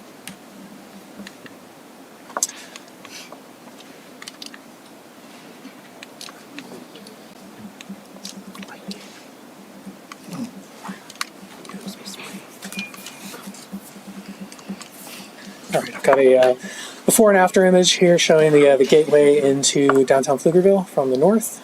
This is That's crossing the Villa. 16-foot gateway. 16 minimum.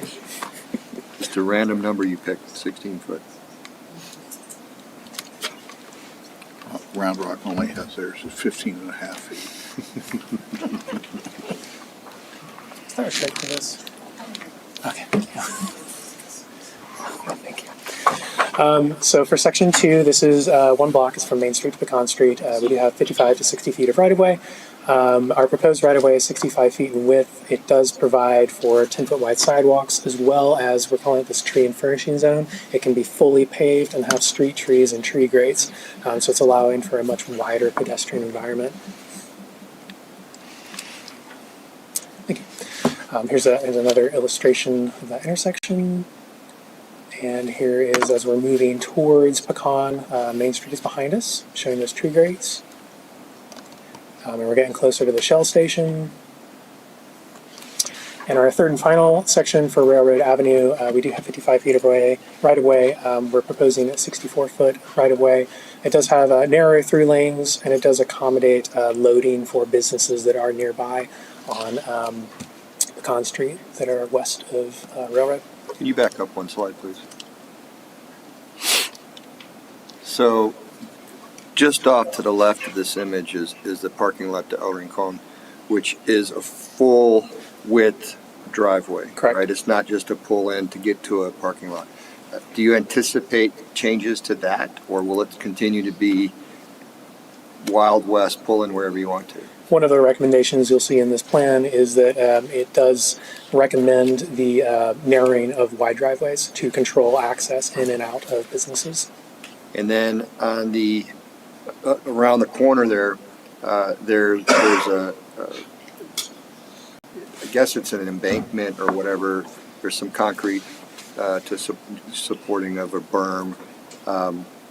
People seem to continually mistake that as a ramp to drive out and constantly drive over the edge of the curb there. Are there embellishments that you anticipate for that corner edge as well? Absolutely. With these improvements, you would see a very clearly indicated pedestrian zone, which would say don't drive across it, as well as vegetation and curbs. Yeah, okay.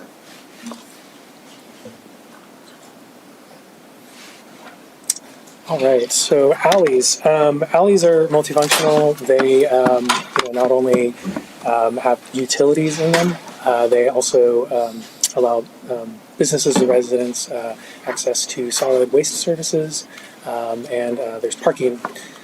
So there's all kinds of recommendations to enhance and activate these alleys, but there's also this plan does recognize that there are opportunities to provide for additional public parking. These are two alternative options, just illustrating how that parking may be accommodated. Yeah, because this is what we talked about last time. No, I don't remember this. I thought you said something about alleys. We said, did we? I mean, We talked about. we had Did we? this slide in here before. I don't think there are any changes to this slide Yeah. that I recognize now. Because I remember talking about gladiators, and you talked specifically about the alleys, and then okay. Yeah, I mean, I don't know. I'm trying to figure out if we need alleys. Yeah, that's what. That was it. See, That's right. Yeah. Yeah, like I'm All right. crazy. You like I'm crazy. But to accommodate utilities, those alleys are absolutely So if necessary. we have utility right of ways through those alleys, then obviously we need to somehow at least maintain the easement. But yeah, does it help with parking? Does it help with circuity in the downtown area? It does. But I mean, to your point, if we're undergrounding all the utilities, then there may be an opportunity to underground. to change some of those routings to eliminate the need for some of those alleys. And I see, personally, I'm envisioning, let's talk not 3 or 5 years, but 20 or 30 years out. Is that a scenario where we can, as buildings are reconstructed, reconstruct and reclaim those alleys for, the building, and then actually get that right of way on the main streets that we're trying to find now. We're already looking for, an extra 8 feet on each side of the street, or 10 or 12 feet on each side of the street. Can we reclaim that from the alleys by shifting the impervious surface? Interesting. So this plan doesn't specifically address that. It's more of a long-term policy conversation that we probably need to have. We had when we approved the Con District, is that a thing? Okay. Years ago, one of the best things I thought we did in that agreement was, you're talking about reclaim. We said that in the next 20 years or so, we'd probably have less vehicles on the road. So retrofitting any sort of parking structures to be able to accommodate office space and other things like that as well. And that was, it was still a long ways away, but we thought about that. We included it in the agreement. It's in the agreement. To his point, that would be nice to think, okay, well, it's far enough away, but let's make sure we have something here so when that time frame happens, it happens. So some of the improvements could be like if there's fewer vehicles, then it could be that purely pedestrian corridor. What are the options? Cool. We also discussed the context-sensitive streets. These are 60-foot right-of-ways, and you'll see a variety of land uses on both sides of that right-of-way. So the recommendations for these, what we're calling context-sensitive streets, it does follow the UDC guidelines. So in residential scenarios where you see residences on both sides of the street, this, again, is following UDC recommendations. It does have, as opposed to 4-foot wide sidewalks that you would see in the UDC, this does have 6-foot sidewalks. For the mixed use. So go back to that, I'm sorry. So we don't have sidewalks downtown, so are you saying we're going to put in sidewalks? Correct. Okay. Okay. That's always an interesting discussion, because it seems like some folks downtown are disappointed they don't have sidewalks and others don't want sidewalks. Right. From our community engagement, we're really pleased to see that people did want sidewalks and wanted that. I'm sorry, can you say that again? From our community engagement, we were really pleased to see that people did want those. Sidewalks. We've just, that may be evolving. Do the people who live there want sidewalks? And that's the, people who don't live in downtown or Old Town want sidewalks, but people who live in Old Town don't want sidewalks. Are we going to put sidewalks in there over the wishes of the people who live there? Sounds like a future conversation. Yep. I think he's saying that the people that you surveyed are the people that actually live there, correct? No. So it was a community-wide survey, but we did have community. open houses in which residents were present and did voice. Because to their 2 points, We've heard before Yeah. that some folks who live down there don't want sidewalks, but I'm hopeful that is an evolving position, because I do believe sidewalks are important and necessary in the downtown district. I think about what we're doing to the colored edition and like how literally we're retrofitting and doing some things right there to accommodate what wasn't there because it doesn't reflect the rest of the community. To your point, I'm hopeful that people look at that and say, hey, wait a minute, how come you have that in this area, but we don't have that over here? But we're not going to push sidewalks down people's throats. But if you can look at Round Rock, as downtown Round Rock has expanded with the new library. Some of those homes have had sidewalks put in front of them, and they're pretty nice. I will tell you, one of the biggest, we recently lost a person in the legal community, and it's because in her neighborhood they have no sidewalks, and she got hit by her and her husband both got hit by a UPS truck who went too wide on a curb. Yeah, it was pretty tragic. Okay, sorry. Absolutely. In scenarios where we have differing uses on both sides of the right-of-way, so residential on the left, you're going to see that same condition, 6-foot sidewalk. On the right, where we have commercial, the UDC does recommend, and so does this plan, that there is a 5-foot landscape barrier with a 10-foot wide sidewalk. However, we do recognize that there are physical constraints where there are buildings in those locations currently. So the UDC does allow for 6-foot wide sidewalks in those scenarios. Here's showing that 6-foot sidewalk. In purely commercial settings, you're going to see similarly where the image on the left is our preferred scenario where we have 10-foot wide sidewalks with 5-foot landscape beds. The alternative on the right is showing if right-of-way were constrained on both sides, it's just going to have those 6-foot wide sidewalks. And then this is it's not necessarily phasing. We're not recommending that A occurs before B, but these are project sections. They do coordinate with the utilities, the undergrounding of utilities, and those are the cost estimates that are associated with the streetscape improvements of each section. Have you determined the an asterisk optimal on order? what's the asterisk for? The asterisk is that's the Main Street West extension, so that's Rock Gym extension. yeah, that would require lots of coordination. So it's kind of a an idea out there today, but Okay. yeah, this is just an estimate. It doesn't require right-of-way acquisition or anything like that. Have you determined an optimal order of installation of these or no? No, there's not necessarily an optimal order of installation. Well, I'm thinking if you're undergrounding utilities, you can't start with G, right? Correct. Yeah. So you have to start on the periphery somewhere. Yes. So block by block, I would assume that Main Street would be the first to occur, as that is all city right away. Okay.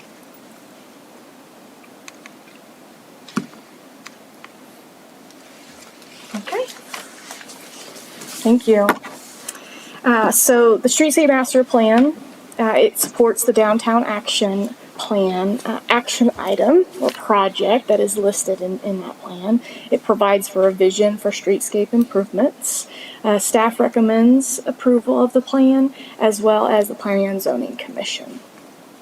This is a public hearing item. And so if there's any... Is there anybody from the public wishing to make comment on this item? Motion to close public hearing? Second. Second.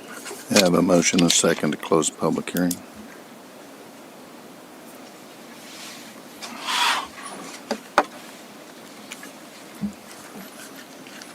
Oh, sorry. I was getting ready to say motion to approve. Do it. Okay, I'm sorry. And go. Motion carried. Motion to approve 7B is presented. Second. I have a motion and a second to approve 7B. Let me just make one comment about this, and I love the master plan concept. And for those that are watching this or streaming or will see it later, it's I've been in Pflugerville since I skateboarded down that sidewalk. Okay, and as I said earlier, back in 2005, the city council passed a downtown master plan of sorts, and they had public hearings and all that. A living document, they said. And you probably have it somewhere. I think I have a copy of it at home.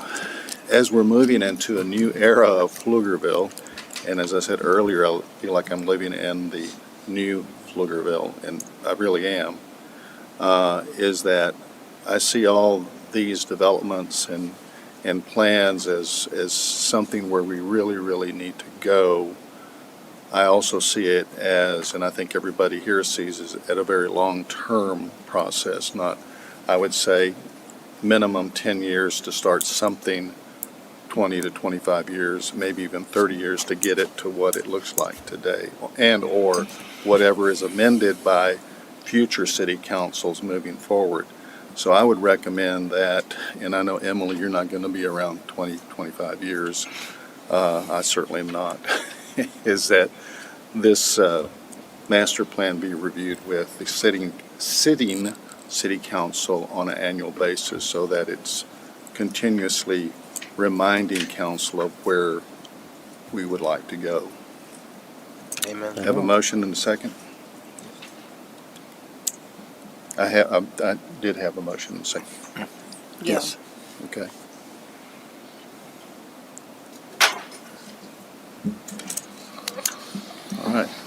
Motion carried.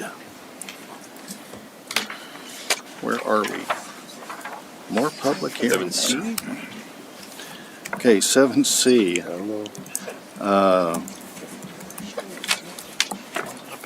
Conduct a public hearing and consider action to approve. What time is it?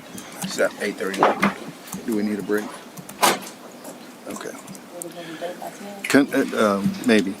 Conduct a public hearing and consider action to approve an ordinance on first reading with caption reading, an ordinance of the City of Pflugerville, Texas, amending Title 15 Land Usage, Chapter 152, Subchapter B, Roadway Impact Fees to include an updated roadway impact fee service area map, and approving a roadway impact fee study update incorporating herein containing severability, repealer clause, and providing an effective date. Robin? Thank you, Mayor and Council. Robin Miga, I'm the Assistant Director of Development Engineering. This is the roadway impact fee minor study update. So this is essentially just to incorporate newly annexed territory. So a couple of months ago, you all annexed a property off of Foxgrove and Cameron. Different from our CCN areas for water and wastewater, you actually have to come back in and do that minor study update to ensure that we can collect those roadway impact fees when they come in for development. So it's just one property being added to the service area. Can you go over what you said the last part again to make sure you can? We're not able to collect roadway impact fees unless we incorporate them into this ordinance. Okay. I was confused. You said to make sure we can, as opposed to so we can. Oh, yes, Does that sir. make sense? Okay. Yes, sir. And so today we have these adopted under the current ordinance. These are the maximum accessible service areas. So there's a different rate for A, B, and C, and that's based on a calculation. It's a percentage of the calculation for the actual improvements that are included in the current roadway impact fee ordinance for those roads and in their respective service areas. So And then it's also divided by the growth rate for the city over 10 years. Here, let me pull up my notes. Where's the new property that's being added? It's on the far east side of town in the pink area. The southern boundary being Cameron. It connects to Cameron and then also to the east. I actually have a map a few slides down to show you exactly which parcel it is. Right. I also have the collection rates in slides if you'd like me to go over those. Yes. So the maximum rate that you can assess is what's on this slide.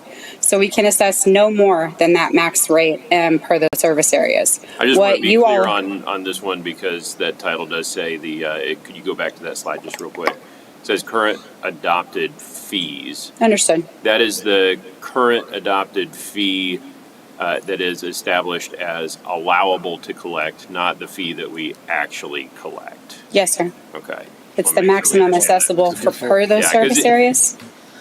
And then these are what y'all have actually adopted for collection rate. So it's actually two different ones. So it's based on when you were platted. Our roadway impact fee ordinance was adopted in 2020. I think there were some updates in 21, 22, 23. So depending on what year you were platted, if you were platted between 21 and 22, these would be your assessed service rates that are collected. And it's based on service unit.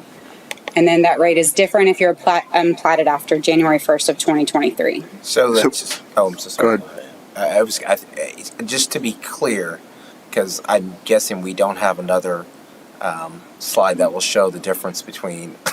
Okay, that's from there. Is the max being assessed then for any of our entities? Absolutely none. Okay. We assess a lower rate for all of them. So Service area A, we are Oh, for assessing. 1590. I see 15. I saw 15. I saw 15. It's the lowest Yes. maximum. The lowest maximum. There we go. But no, so we assess the same rate in all three, even though our goal here. I always say these impact fees are to make development pay for themselves. And in service area C, as an example, we're collecting half of what it's going to cost in infrastructure. Whereas in service area A, we're collecting the full amount that we're allowed to collect. I believe the impact fees, we're allowed to collect up to half of the projected cost. So it's half of half, just to confuse things. For the total amount of CIP projects for roadways that are in that. And then the reason why this is an important point is because we hear a lot about the impact fees, and then we also hear. I mean, to be fair, we also hear from citizens who say, "Hey, why isn't this development paying for itself?" And we have to say, "It is." Like, Well, service area C, not so much. Yeah, And that's because of didn't we talk about what the growth is, the spirit growth, and we did that study 3 years ago? How long was that study when we decided we put the different zones together? 21, I believe. Oh, that was right. That sounds 3 years right. ago. Yeah.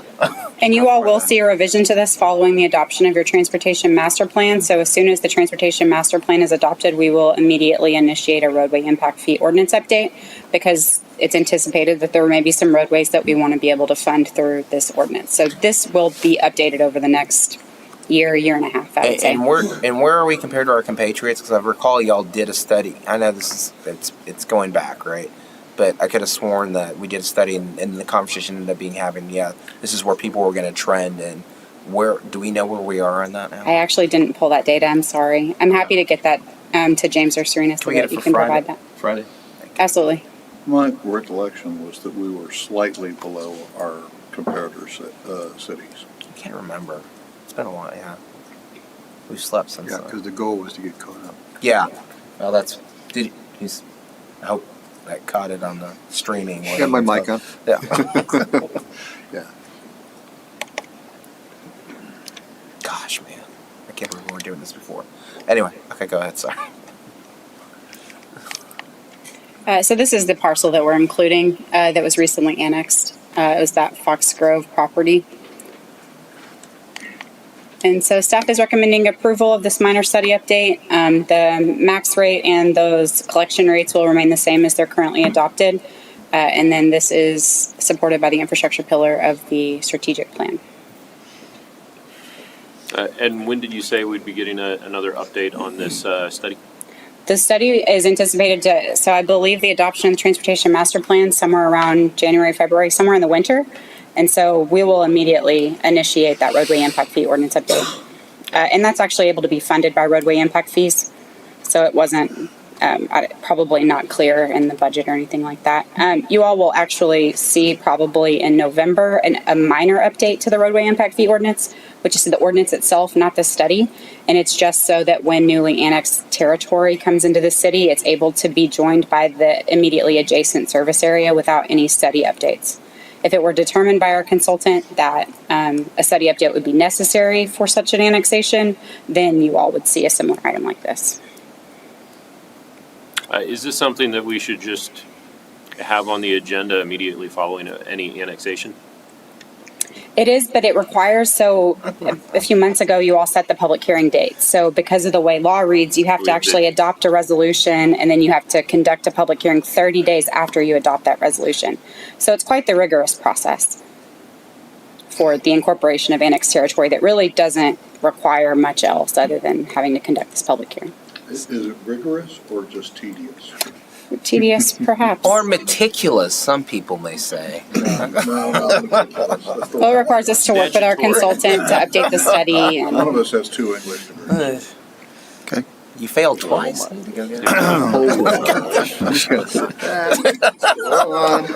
Is there anyone in the public wishing to make comment on this, since this is a public hearing? Second. Oh, I thought someone said motion, close public hearing. No, now I will take a motion. So moved. Second. Motion and a second to close public hearing. All this noise in both ears. It's Oh, you stop. Okay, motion carried. I need a motion to approve. Second. You let me at least say 7C, David. What do you need, 30 days for me to follow up?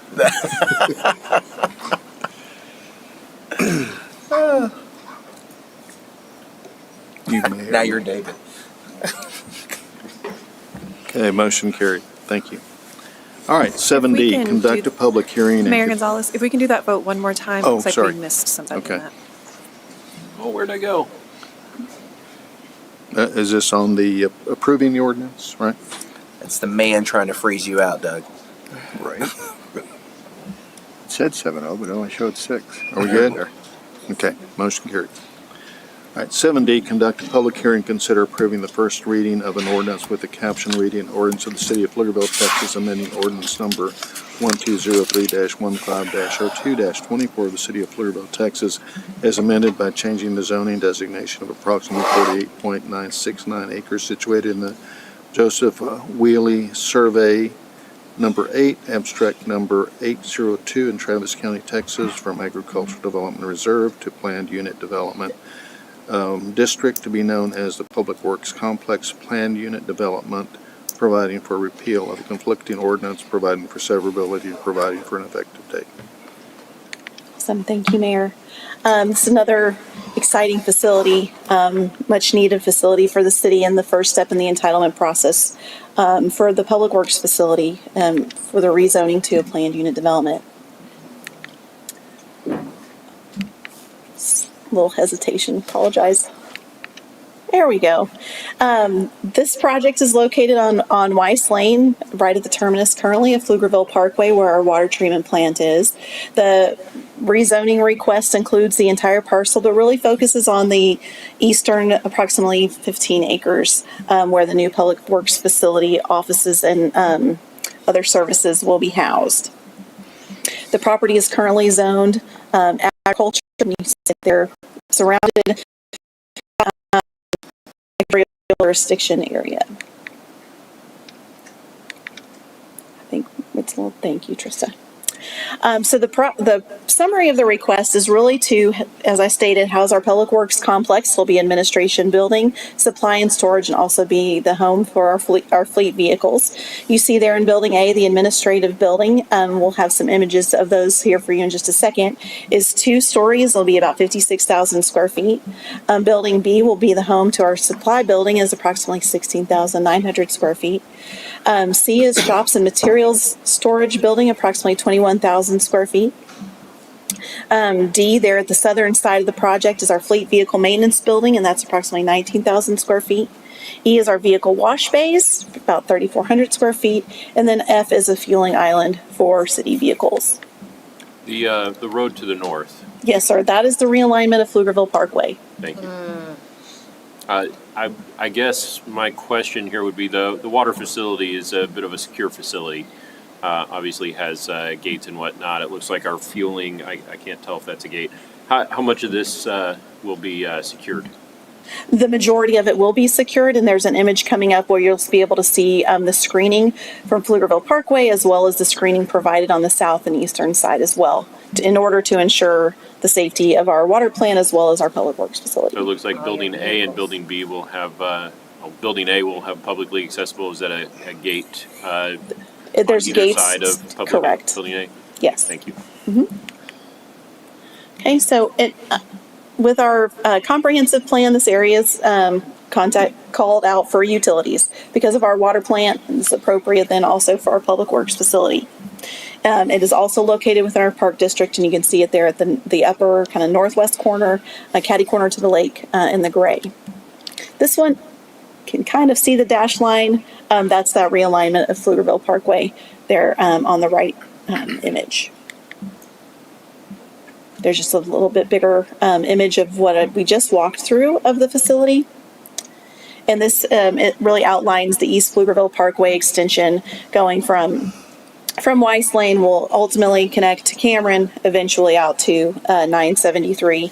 And per our plans and coordination too with Elgin, out to FM 1100. So the screening, Mayor Pro Tem Weiss, the outline there in red will be a similar screening to what you see there in the bottom right-hand corner with the masonry wall outline there along Pflugerville Parkway. So there'll be a public presence where you can enter and see the facility, but gated on either side with screening to provide that security level needed for the property. Is that screening wall there similar to what we see on the outside of Bowles Place? Probably a higher caliber, similar style. Okay. Okay. Screening to the east and south is a fence with enhanced shrubs, and you can see that outline there with those ovals. That's where these would be located in order to provide that screening from properties to the south and east. The Public Works facility will accommodate approximately 240 Public Works employees by the year 2043. And as we walk through, kind of there's the site breakdown of the project. It's a pretty specific year. It is a pretty specific year, I'm sure. There's some thoughts behind that. That's just public I think when we really look out like 20 years, when we're thinking about it, that's kind of the 20-year mark for that. You usually see them by fives, but so it does make it interesting. Here are some renderings of the facility. Here's that building A that we talked about. That's that front entrance. You can see there that 2-story has some similar characteristics as we saw with the Downtown East with that transparency elements, and then some of the other similar kind of building materials you see there. Here's a little, as if you're standing on Pflugerville Parkway. You see the parking there in the facility, the offices through there. Just another angle, and kind of see the gate in this image here that would provide access to the other facilities on site. I wish that previous developer was here so they can see all the glass. we can share that with them. Just some additional renderings of that same building A. The supply building, some images there. Building B. The shops building. Really start to get to some of the hardcore functions of our public works teams. That didn't look like a rendering of a 2043 pickup truck. This is true. It does not. Yeah. Our fleet maintenance building. My understanding is we wouldn't spell fleet this way, though I kind of like that it's a fleet maintenance building here. And you can see kind of that drive through, kind of like just like you service your vehicles. That's thought of in the similar way here. Some interior renderings. Here we go. Training space within the facility as well. The proposed request is compatible with the surrounding area and consistent with the comprehensive plan. Staff does recommend approval, and the Planning and Zoning Commission recommended approval unanimously at their last meeting. Brandon's here to answer any specific questions about the facility. I'm happy to answer any questions as well. I guess we don't have any questions. Okay, thank you. Mayor, this is a public hearing and first reading on this item. Anybody from the public wishing to make comment? I'll make a motion to close public comment. Second. A motion, a second, to close public comment.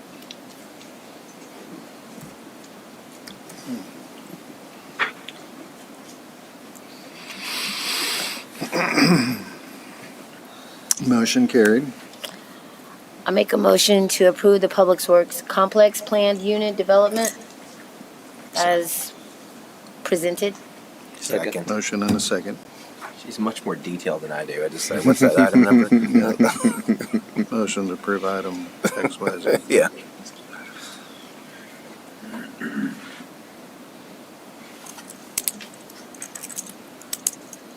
Motion carried. All right. I think, well, okay, we're done with public hearings. Moving on to regular agenda. Discuss and consider action regarding the Travis County Appraisal District Board of Directors election. Yes, Mayor and Council, you all have a draft resolution in front of you for your nominee. Elizabeth Montoya is currently serving on the board. She is interested in being reappointed if you so desire.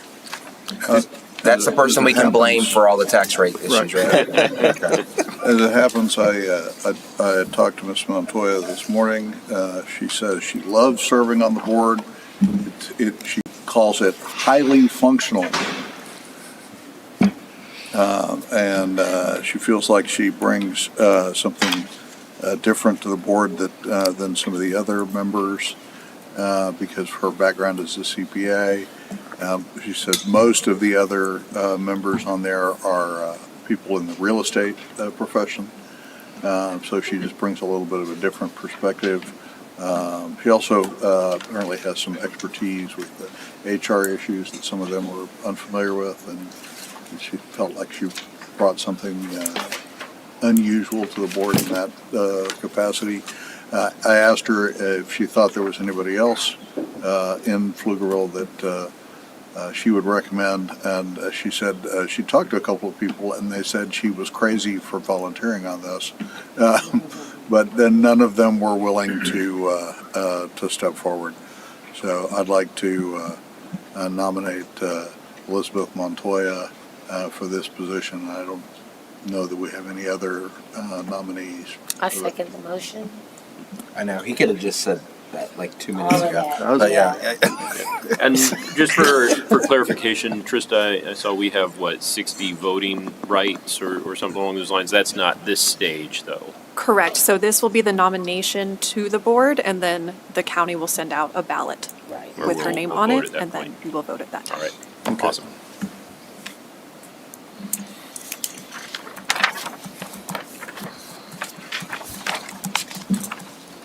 Motion carried. All right. Okay. Back to 5. And, all right, Just 3 more to go. 5B. If you'll read that caption.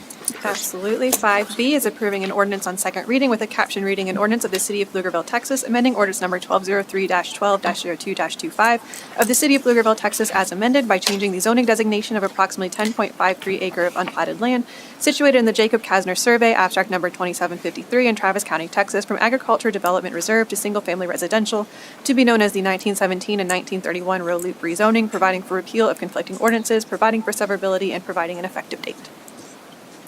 Okay. Who's the staff? Emily? Yeah, could you, I have a couple of questions. Sorry. Yes, sir. Do you want to, Would you like a presentation? well, it's the same as before, correct? Or- Yes, sir. Okay. So this was an item that was previously presented to council and was not approved. The item is back before us, and I do have some questions. I know the applicant the last time was here, it wasn't this gentleman, but it was somebody else. That's the person. Yeah. He made reference to the properties right across the street that had come before city council and had been approved. So given this particular project or request, are the requirements, expectations, is the process the same for one side versus the other? I mean, there's not any difference from having voted on the previous request as there is today, other than the owner of the property, correct? That's right. That's right. And we have an image that can show, so everyone's aware of the property. There, the properties you're referring to are the single-family residential immediately to the east of the site. The subject areas there outlined in red. They're very similar in that they're both two 5-acre tracts.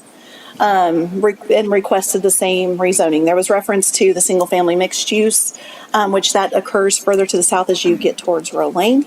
But the process would be the same. It's the same zoning district. The requirements would be the same for the property that's existing today. And should council choose to rezone this property to single-family residential as was requested, the process would be the same.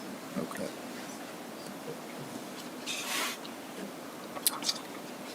I have another question, but I'm trying to shuffle it in a way. So there's not, at this point, and I think that was the position that the applicant took, and sir, we'll give you a chance to talk in just a minute, is that at that time, I believe the applicant said they didn't really have any project or concept in mind that they would be working with a developer that he could not identify, and maybe he didn't have a developer at the time. Or maybe this is the developer. I don't know. I wasn't here. I'm the broker on the file, Yeah. and I worked very close. Come You'll forward. need to speak at the Yeah. podium. Yeah, identify yourself and go ahead. Thank you so much. So my name is Sam Shake. I'm a real estate broker with Spectower Realty Group. As you see, there's 2 parcels already zoned SFR, and there's the frontage of the 5-acre tracts that used to be part of this tract that also front on Row Lane. That also used to be part of this big parcel that was broken off. There's a gas station that's coming out there, and there's 2 parcels that are zoned for commercial use as well. So as Where's the gas station coming? there's a coming soon Texaco coming on Row Lane on one of these 5-acre parcels. I think it's just when you come in Row Lane on the left-hand side before you enter the subdivision, that first 5-acre parcel. The one zoned retail? Right, probably. Oh. Yeah. Convenience store, retail, gas station, and the one right behind it is Can you- inside the subdivision. I'm sorry, can staff clarify where that gas station may be going? Yeah. My believe it's the area zone that's pink shown zone It's retail. shown That would be retail. the appropriate location. Yeah. That'd be okay, it's the appropriate location, but is that where it's supposed to I'm be not going? familiar with that development. Okay. That's where the gas station's coming. I have nothing to do with the gas station, but Well, there's it's only coming if it's been approved. Yeah, you gotta understand, we have places where people put those signs. We can put signs lots of places. I wanna Real estate say it's brokers not- tell us lots of things are showing up. Disney's coming to town. Guys, I want to but say it's it's not not coming till germane. it's coming. It's not part of this discussion. Yeah. that I understand, and the bottom line is that thing is zoned for a potential use. That's the main objective that I'm trying to make, and the fact that you have all this yellow, if you see, what is the matter with those two parcels? We're out here, as Mr. Rudy mentioned, we need rooftops for the population growth earlier. This is the concept that's going to be there is the same type of concept where the other 5-acre tracts. Do we need rooftops? Did you say rooftops or? No, you said that we need rooftops. He said that you said that. He said you said that Earlier, if I heard you correctly. You said that. Oh, I thought he was talking. He was referencing another Mr. Rudy. No, he's saying you said that. If I heard correctly, we can utilize a coffee bar out here. It's a long meeting. No, I'm just kidding. But anyhow, How do you think you feel in the dies? So sorry about all this. No problem. There's Empire that's building out there townhouses. It's going to be a similar concept to Empire. You guys know which development I'm talking Is that the? I've toured. SF? Yeah, it's the SFMU. SFMU at the Okay. Well, it's Okay, gotcha.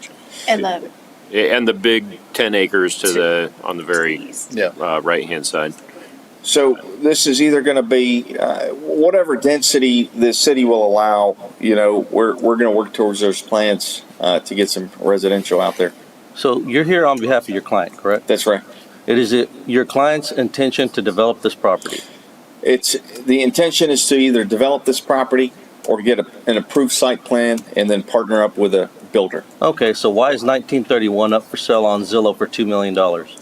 If we end up getting the money, we'll sell it. If not, we'll develop it ourselves. So you're just throwing it out there, whatever happens, basically? No. If we get a developer, we'll develop it, but hey, if somebody comes along and buys this very expensive, small 5 acres. It's not 5 acres. It's on 10 Zillow, it says 5 acres. It's 10 acres altogether. Altogether, but on Yeah. Zillow, you're selling 1931 for 5 acres. In which the is 5 remarks- acres. At 2.2? At $2 million right there. Mr. Caesar, in the remarks, I have both 5-acre tracts for sale. Okay, well, it just and says that's 1931. and that's going to be a different price, and that's going to be a price I don't think these guys are going to get. So it's out there. If we get it, we get it. If not, we're going to continue to work towards developing this site. We get it. Regardless, if it's Wait. Go ahead. Do you understand why he would bring that up? Go ahead. No, I'm just being. I mean, Explain it to him. Go ahead.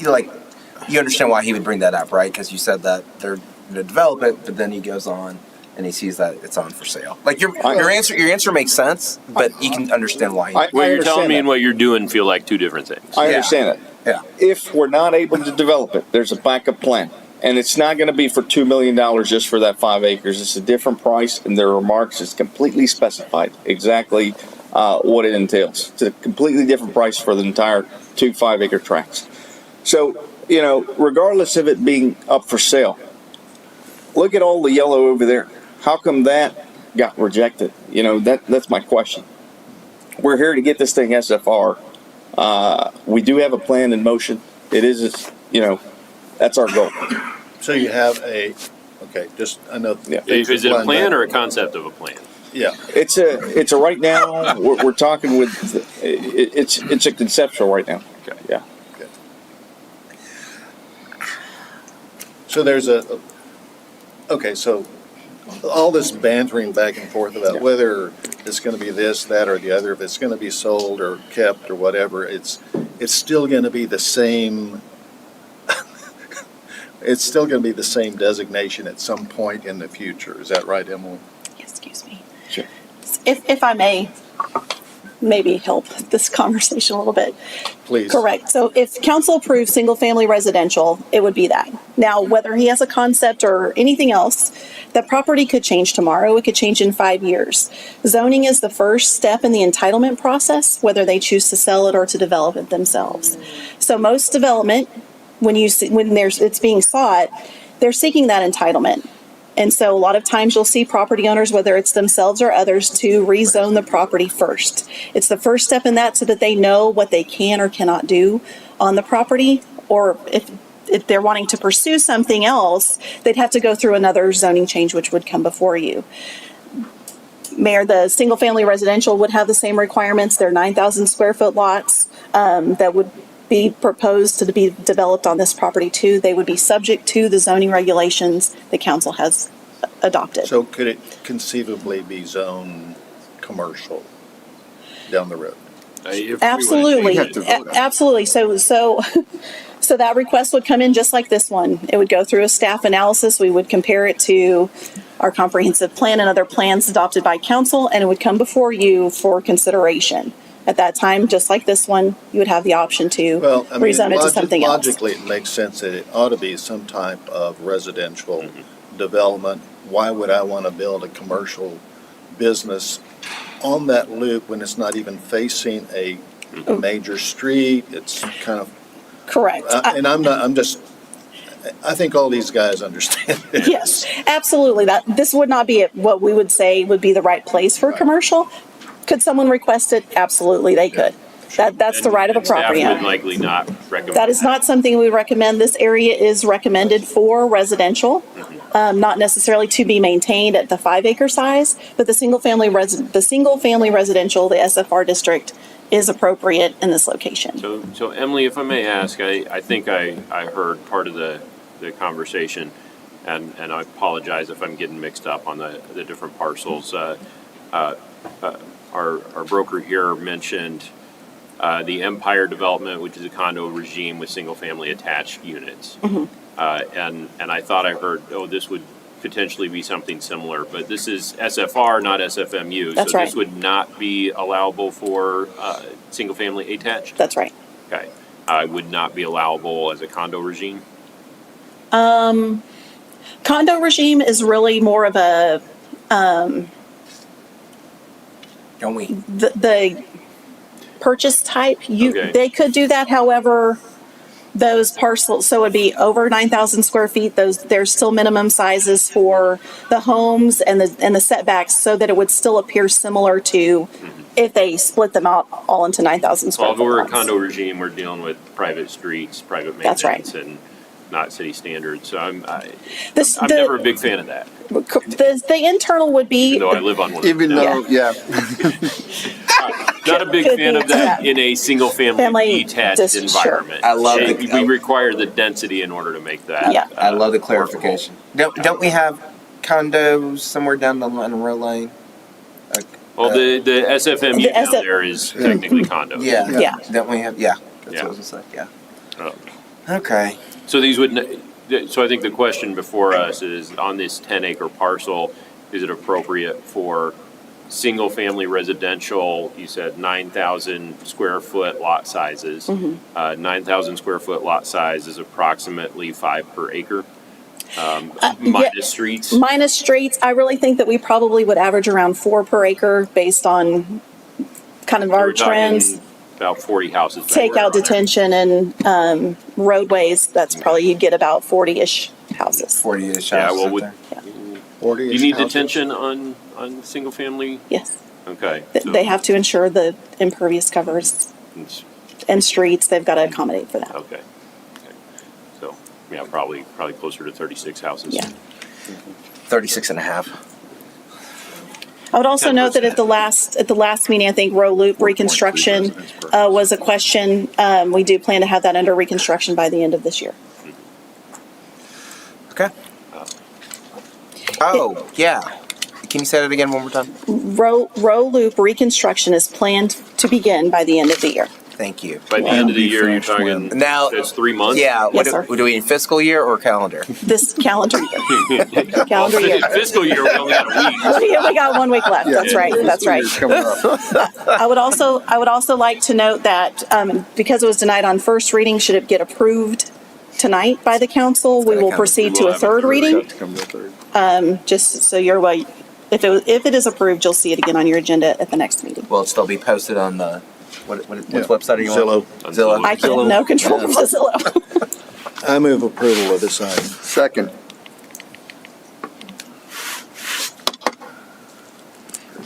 Oh, shoot, where'd I go? Wrong tab. Thank you, Amy. Especially on the roadway infrastructure flux capacitor. Emily, do we have a date for Motion carried. completion of the roadway and infrastructure work? So, sir, you'll be back for another reading whenever it's scheduled. Thank you so much. She said she'll bring it in a weekly. Is that what she said? Thank you. Appreciate it, guys. You bet. Next is item 5D, approving the purchase and installation of a new playground, safety surfacing, and shade covers at Central Park at Falcon Point, located at 18720 Falcon Point Boulevard, in the amount of $441,310, and authorizing the city manager to execute the same. Just a quickly on it. I like what y'all are doing. So is this the final stage in our shade structures? This is the final stage to Final 100%. So I don't have confetti in my jacket. I wish I could throw it out there. But I'm happy. Do you have a presentation? Yeah, I just want you to show it real quick because we're Perfect. doing. Rudy's been It's a boasting big about deal. this. This is great. He's been Yes. putting it all over. And we're very Tagging excited. everybody. This is a great renovation to kind of cap off reaching that goal before the end of this year. So as you'll see, this shade is not a typical shade. This is a little bit of a larger footprint, so it's going to require some creativity, which our Fun of Bounds gave to us in spades, and we're very excited about it. But just kind of in addition to that, you'll see on the right side, this has some grading on this that's not incorporated in the play area. And then they got creative with this and are going to add that berm that's goes into the playground into the play feature. So we've got a little slide that's built into that hill there, some climbing features up on top of that hill. But it was a little bit of work to get all the details and specs that we needed for that shade. But this shade gets us to 100%. This playground gets us to an average age below 5 years across our park system. Right, and I think that's just significant. Talking about our population, our growth, where we're going as a city, for y'all to make that, take your place in the ground on that and move it forward is phenomenal. Motion to approve 5D is presented. Second. We have a motion and a second to approve 5D. And before we vote, I'd like to make a comment. This is not, it doesn't require any comment from you, but as we're looking at all the shading that we've been providing for all the parks, and we've been aggressively doing that, obviously it makes it a better place for our kids and families to enjoy the parks. I would like to note that Melody Ryan was a frontier in shading back when she and, I forgot the name of your group, Mom's Club of Pflugerville, got together and provided shading. I forgot for what park, but it's, Windermere and Heritage Park. there we go. Benches as well. You need one of those shirts. Yeah, you remember when she had the benches? She had the benches out there. We start with 3,000 dollars. Do we still have that putt golf thing? Yeah. Yeah. But that's at a different park. Oh Yeah. man, I love that. Anyway, park. thank you very much. Jim did Thank it. you. I miss Highland Park. Oh, you would have. Did you read it? Yeah. It's a great place. Not too soon. Build bigger houses. We talked about it. I don't, maybe I missed that meeting. Have we talked about it? That might be the one. Okay. Mr. Ruiz? Oh, I'm sorry. All right, motion carried. Thank you. Is that I it? wanted to make sure it One wasn't more. soccer related. One more. Right. One more item, 5P, approving a resolution approving the purchase of approximately 0.25 acres located at 101 Pecan Street from Delton Southern in an amount not to exceed $925,000, and authorizing the city manager to execute the same. Mayor, I'd like to adjourn to executive session for legal consultation on the purchase of this property. Okay. We're in, is that permissible legal? Permissible, I just. Okay. We are in That's why we executive have to session adjourn, on so I this can ask item. you a As long as y'all ask me a question.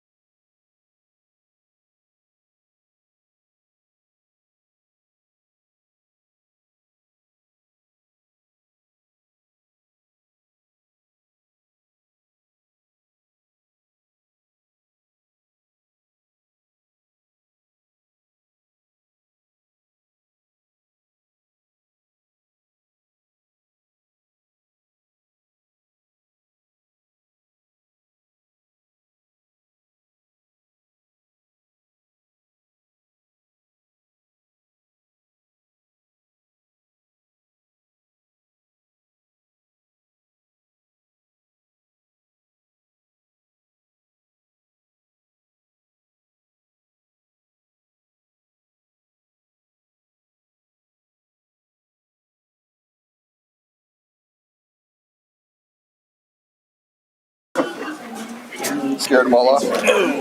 They're like, oh no, they're never coming out of exec.